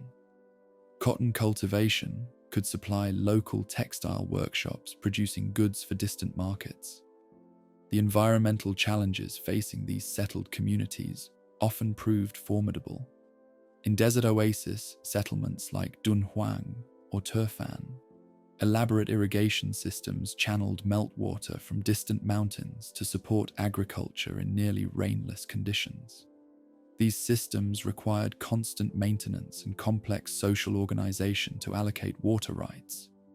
The fragility of these environmental adaptations meant that political disruptions or natural disasters could rapidly render once prosperous settlements uninhabitable.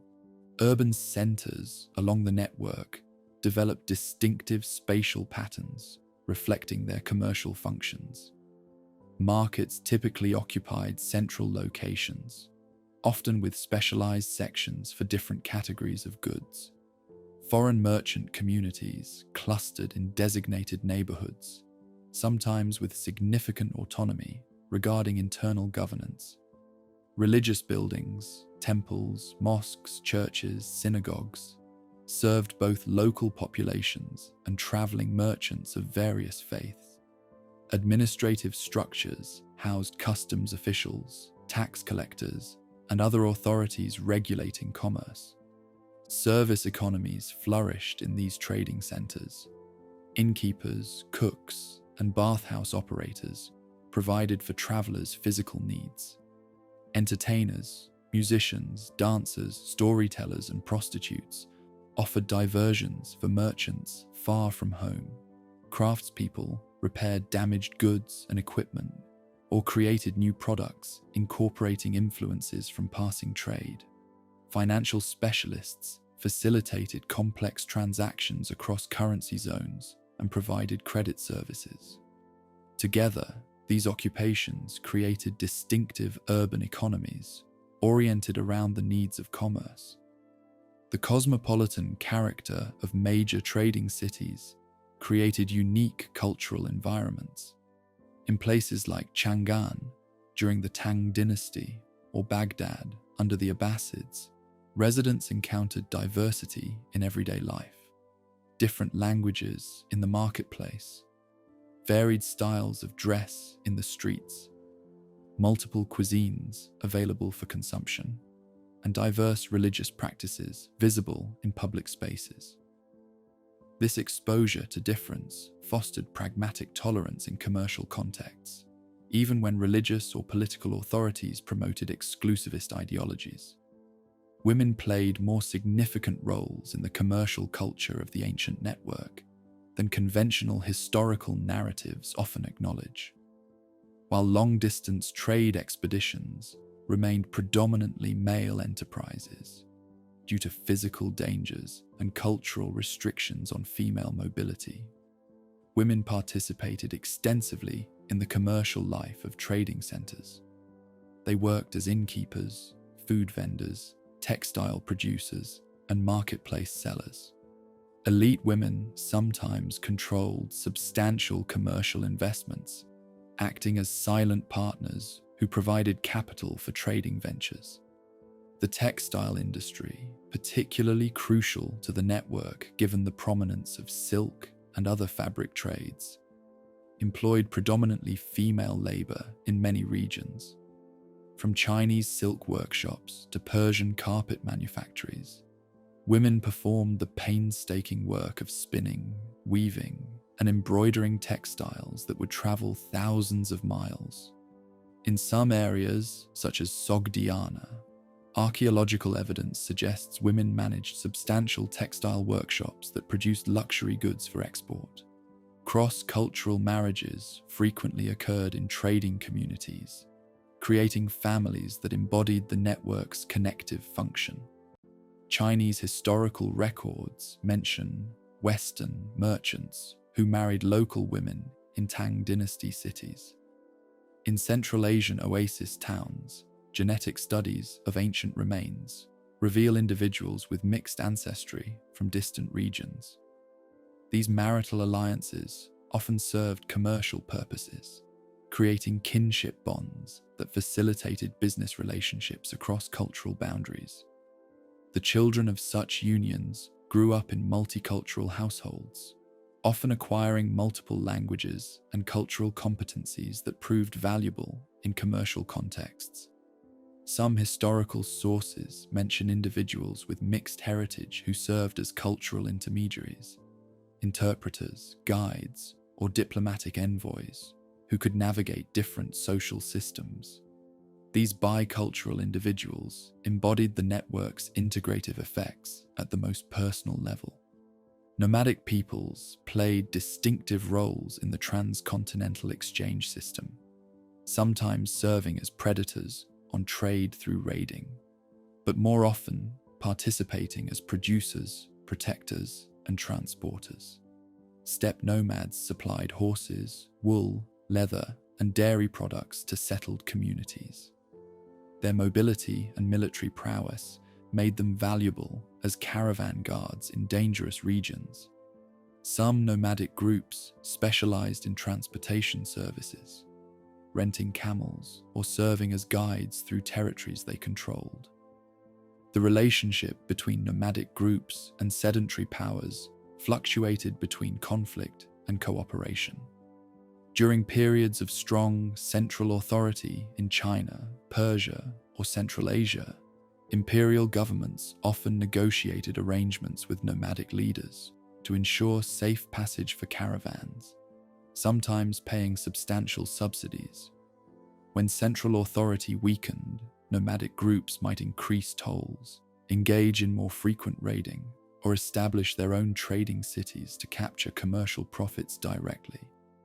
The movement of people along the network created multicultural frontier zones where diverse populations interacted on a daily basis.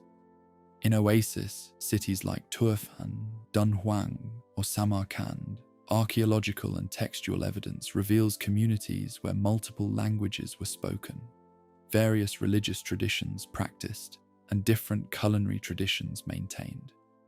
These frontier societies developed pragmatic approaches to cultural difference, creating shared commercial spaces while maintaining distinct community identities. Environmental challenges shaped daily life along much of the network. Water management remained a constant preoccupation in arid regions, with elaborate systems of underground channels, cisterns, and irrigation networks requiring collective maintenance. Fuel scarcity affected cooking practices and heating options in desert regions. Extreme temperature variations between seasons necessitated adaptable architecture and seasonal adjustments to daily routines.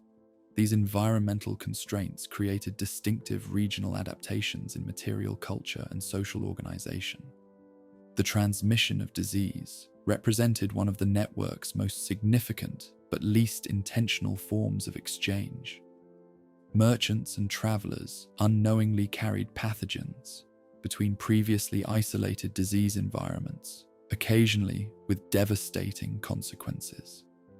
The Justinian plague of the 6th century and the Black Death of the 14th likely spread along trade routes, causing demographic catastrophes.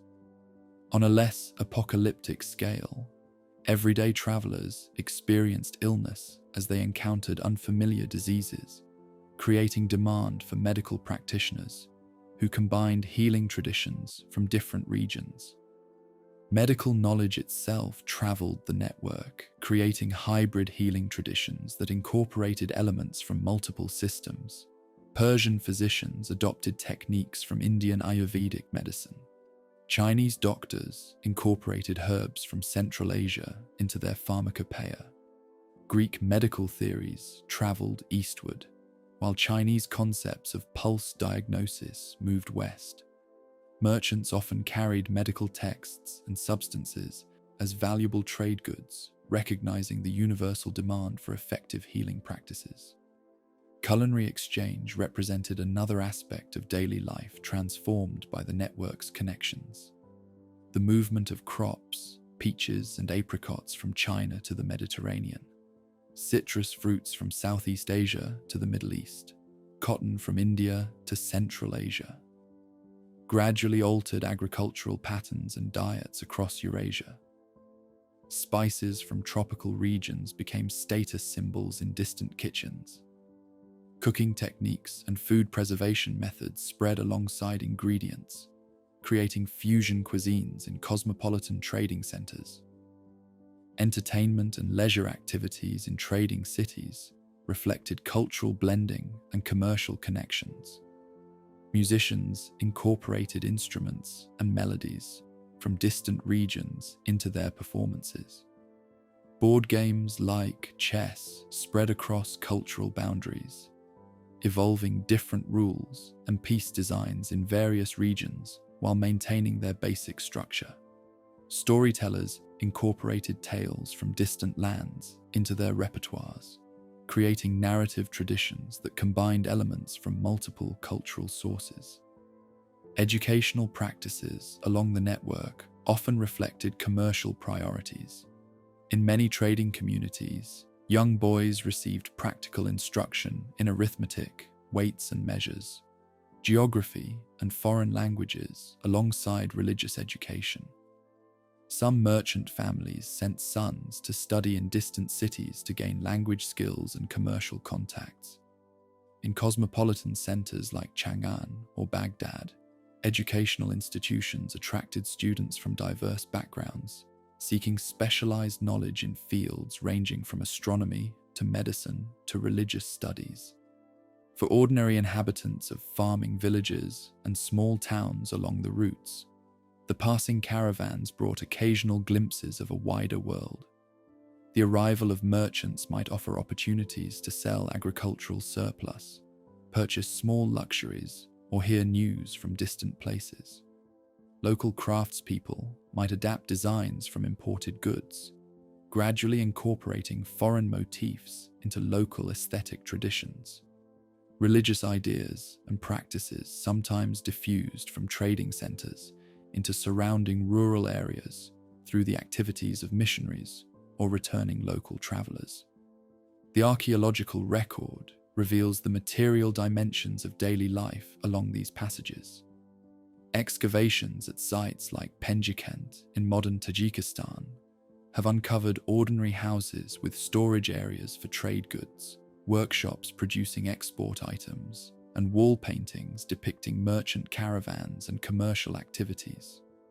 Personal possessions found in tombs and abandoned dwellings, ceramic vessels combining design elements from different regions, textiles incorporating diverse motifs, imported luxury items, testify to the network's influence on everyday material culture. Written sources provide glimpses of individual lives entangled with the commercial network. The Sogdian ancient letters, discovered in a watchtower near Dunhuang, include poignant personal correspondence alongside business matters. A merchant woman writes to her mother, complaining of abandonment by her husband, while another letter describes a community of Sogdian merchants forced to flee from unrest in northern China. These rare first-hand accounts humanize the abstract patterns of historical commerce. Religious structures along the routes served both practical and spiritual functions in daily life. Buddhist monasteries offered lodging to travelers, while also serving as banks, storing valuables and facilitating money transfers between distant locations. Christian churches maintained guest quarters for co-religionist merchants. Mosques provided familiar spaces for prayer and ritual cleansing for Muslim traders far from home. These institutions often accumulated wealth through donations from successful merchants seeking spiritual merit or community recognition. The rhythms of commercial life followed seasonal patterns dictated by climate and agricultural cycles. In many regions, winter snows closed mountain passes, creating distinct trading seasons. The annual Muslim pilgrimage to Mecca, Hajj, created predictable trade fairs that attracted merchants from across the Islamic world. Agricultural harvest times determined when certain goods became available for export. These natural and cultural calendars created a temporal framework that organized commercial activities across vast distances. For all its cosmopolitan connections, daily life along the network remained deeply embedded in local realities. Most inhabitants of trading cities primarily engaged with their immediate social worlds: family, neighborhood, religious community, professional guild, while benefiting from the economic opportunities and cultural influences that long-distance connections provided. The transcontinental commercial system represented an additional layer of experience, rather than a replacement for local identities and traditions. The archaeological and textual evidence of daily life along the network reveals neither a utopian multicultural paradise nor a world defined primarily by conflict between civilizations. Instead, it shows pragmatic adaptations to the opportunities and challenges of cross-cultural exchange. Communities developing practical arrangements for commercial cooperation while maintaining distinct identities. Individuals navigating multiple cultural systems while remaining grounded in particular traditions. And material cultures incorporating foreign elements while preserving distinctive local characteristics. The human experience of the ancient network reminds us that grand historical processes ultimately unfold through the everyday decisions and actions of ordinary people. Merchants calculating profits and risks, artisans adapting designs to appeal to foreign markets, innkeepers accommodating travelers from distant lands, farmers adjusting cultivation patterns to meet new demands. In their collective activities, these individuals created and sustained one of history's most remarkable achievements in cross-cultural connection, leaving legacies that continue to shape our global civilization. As the ancient pathways that once carried silk and spices across continents gradually faded from active use, they left behind a complex legacy that continues to shape our modern world. The connections forged through centuries of exchange altered human societies in profound and often irreversible ways, transforming cultures, technologies, religions, and even the biological composition of populations across Eurasia. This enduring impact extends far beyond the mere movement of luxury goods, touching virtually every aspect of human civilization. The biological exchanges facilitated by the ancient network permanently transformed ecosystems and human diets across continents.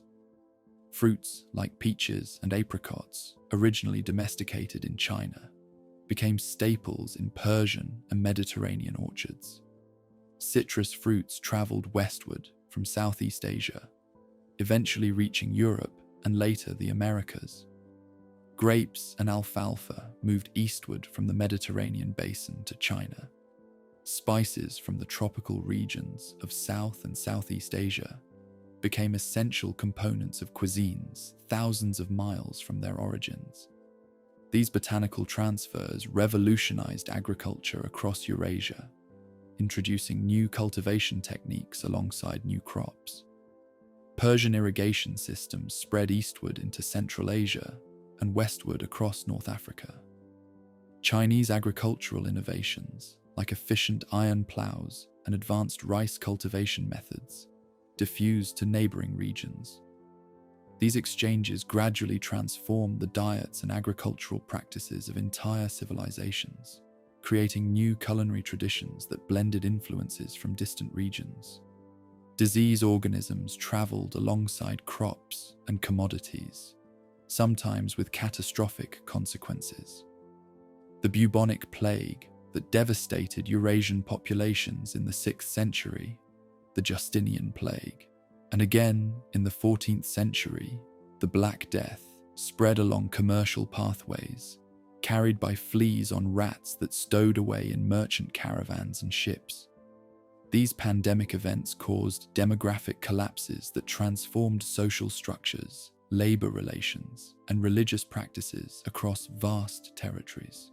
Human populations themselves mixed along these routes, creating genetic legacies that persist in modern populations.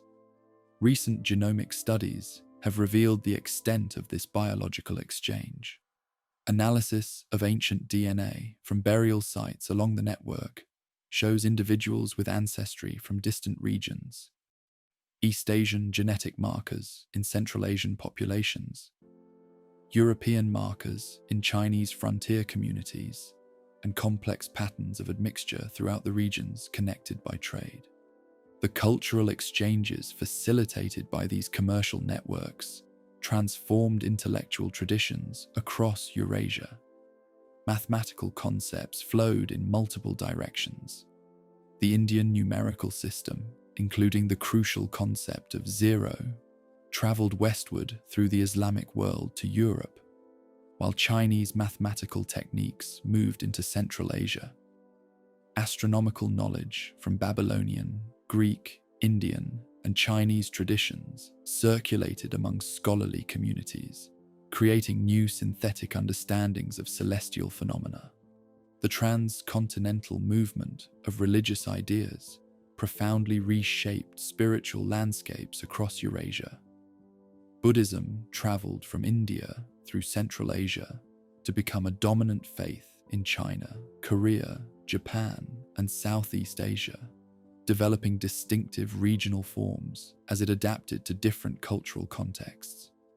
Christianity spread eastward along trade routes, establishing communities as far as China before later contractions.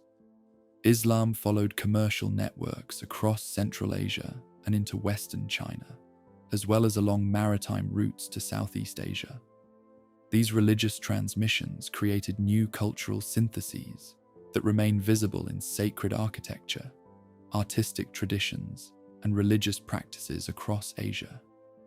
The Buddhist cave complexes at sites like Dunhuang, Bamiyan, and Ajanta display the evolution of religious imagery as it traveled across cultural boundaries. Islamic architectural styles incorporated elements from Byzantine, Persian, Central Asian, and Chinese traditions as the faith expanded along trade networks. Technologies diffused along these same pathways, often transforming societies that adopted them. Paper manufacturing, originally developed in China around the 2nd century AD, spread westward along trade routes, reaching Samarkand by the 8th century and the Islamic world shortly thereafter. This technology revolutionized information storage and transmission, making books more affordable and contributing to increased literacy rates and scholarly activity throughout Eurasia. The transfer of paper-making technology exemplifies how innovations often transformed as they moved between cultures.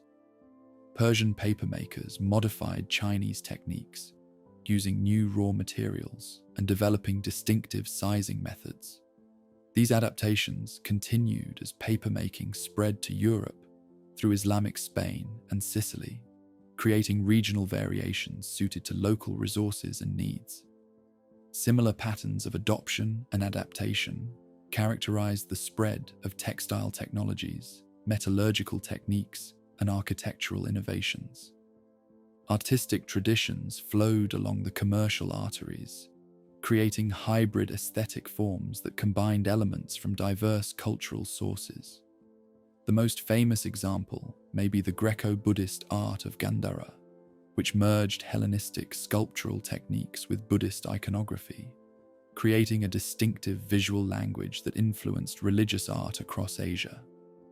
Similar processes of artistic exchange occurred in textiles, ceramics, metalwork, and other decorative arts, as artisans incorporated foreign motifs and techniques into local traditions. Languages and writing systems spread along with trade, creating new linguistic communities and facilitating cross-cultural communication. Sogdian, an Iranian language, became a lingua franca of the Silk Road during the Middle Period, used in commercial documents from the Mediterranean to China. Later, Persians served similar functions across much of Central and South Asia. The spread of alphabetic writing systems from the western regions of Eurasia transformed literary cultures across the continent. The legacy of these ancient exchanges extends beyond tangible cultural elements to encompass institutions and practices that structure modern global interactions. Contemporary international commercial law incorporates principles developed to facilitate trade between merchants from different legal traditions. Financial instruments, like letters of credit and commender partnerships, developed to manage the risks of long-distance trade, evolved into modern banking and investment practices. Even diplomatic protocols bear the imprint of practices developed to facilitate interaction between political entities connected by trade. The exchange of ambassadors, the use of written communications in multiple languages, and ceremonial practices surrounding diplomatic encounters all evolved through centuries of cross-cultural contact along the commercial networks. These institutional legacies structure international relations in ways that participants rarely recognize as products of historical exchange. The historical memory of these ancient connections has itself become a powerful cultural resource in the modern world. The term Silk Road, coined by German geographer Ferdinand von Richthofen in 1877, has evolved from a scholarly concept into a potent metaphor for cross-cultural exchange and peaceful interaction between civilizations. This romanticized vision of the historical network has been deployed for various cultural, political, and economic purposes in contemporary societies. Tourism along the historic routes has developed into a major economic sector for many countries. Sites like Samarkand, Bukhara, Dunhuang, and Xi'an market their Silk Road heritage to international visitors, often emphasizing romantic visions of camel caravans and exotic bazaars. UNESCO has designated numerous Silk Road sites as World Heritage locations, providing both protection for historical monuments and frameworks for tourism development. Museums across Eurasia and beyond showcase artifacts from these ancient exchanges, constructing narratives about cultural connections that often serve contemporary diplomatic and political purposes. Exhibitions featuring Silk Road treasures become vehicles for cultural diplomacy between modern nations, symbolically reinstating connections that existed in the pre-modern world. These museum presentations typically emphasize peaceful exchange while downplaying historical conflicts and exploitation. Academic interest in the historical network has flourished in recent decades, with archaeological projects, language studies, and historical research illuminating previously obscure aspects of transcontinental exchange. Digital humanities initiatives have created virtual archives combining materials from collections across the world, allowing scholars to reconstruct connections that were severed by modern political boundaries. This academic work often explicitly positions itself as recovering knowledge that challenges nationalist historical narratives. The most ambitious modern invocation of the ancient network is China's Belt and Road Initiative, BRI. Announced in 2013 as a massive infrastructure development program spanning much of Eurasia and extending to Africa. This project explicitly frames itself as a revival of the ancient Silk Road, positioning contemporary Chinese economic expansion as a continuation of historical patterns of mutually beneficial exchange rather than as a novel form of influence. The BRI encompasses both overland transportation corridors through Central Asia and maritime shipping lanes through the Indian Ocean, consciously paralleling both the terrestrial and maritime dimensions of the historical network. This massive investment program includes railways, highways, ports, pipelines, and digital infrastructure, creating new physical connections between China and markets across Eurasia and Africa. The political rhetoric surrounding this initiative deliberately evokes the cultural exchanges and commercial prosperity associated with the historical Silk Road, while minimizing less positive aspects of that history. This selective use of historical analogy illustrates how the legacy of the ancient network has become not merely a subject of scholarly interest, but also a resource for contemporary geopolitical projects seeking historical legitimacy. Beyond specific initiatives like the BRI, the concept of the Silk Road has become a powerful metaphor in international relations discourse. Political leaders invoke the historical network when advocating for open trade policies, cross-cultural dialogue, and peaceful coexistence between civilizations. International organizations sponsor Silk Road, cultural festivals, academic conferences, and economic forums that frame contemporary globalization as a continuation of historical patterns of exchange. The environmental challenges facing many regions along the historic routes connect past and present in more material ways. The same water scarcity issues that ancient oasis settlements struggled with now confront modern cities in these regions, often exacerbated by climate change and population growth. Archaeological and historical research into traditional water management systems sometimes informs contemporary sustainability efforts in these arid landscapes. As modern societies confront the complexities of globalization, its opportunities and challenges, its inequalities and connections, the history of the ancient network offers valuable perspective. It reminds us that cross-cultural exchange has deep historical roots, that civilizations have always been interconnected rather than isolated, and that the movement of goods has invariably been accompanied by the exchange of ideas, technologies, and cultural practices. The legacy of the ancient commercial passages extends beyond museums and history books into the fabric of our daily lives.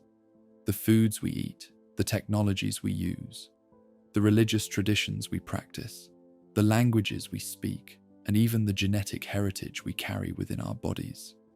This enduring influence testifies to the profound impact of these trading networks on human civilization, an impact that continues to shape our world in countless visible and invisible ways.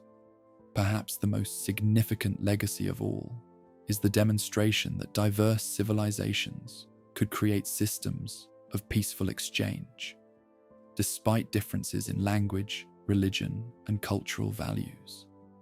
While conflicts certainly occurred along these routes, the predominant pattern was one of pragmatic cooperation for mutual benefit. This historical example of sustained cross-cultural interaction offers both inspiration and practical lessons for our increasingly interconnected global society.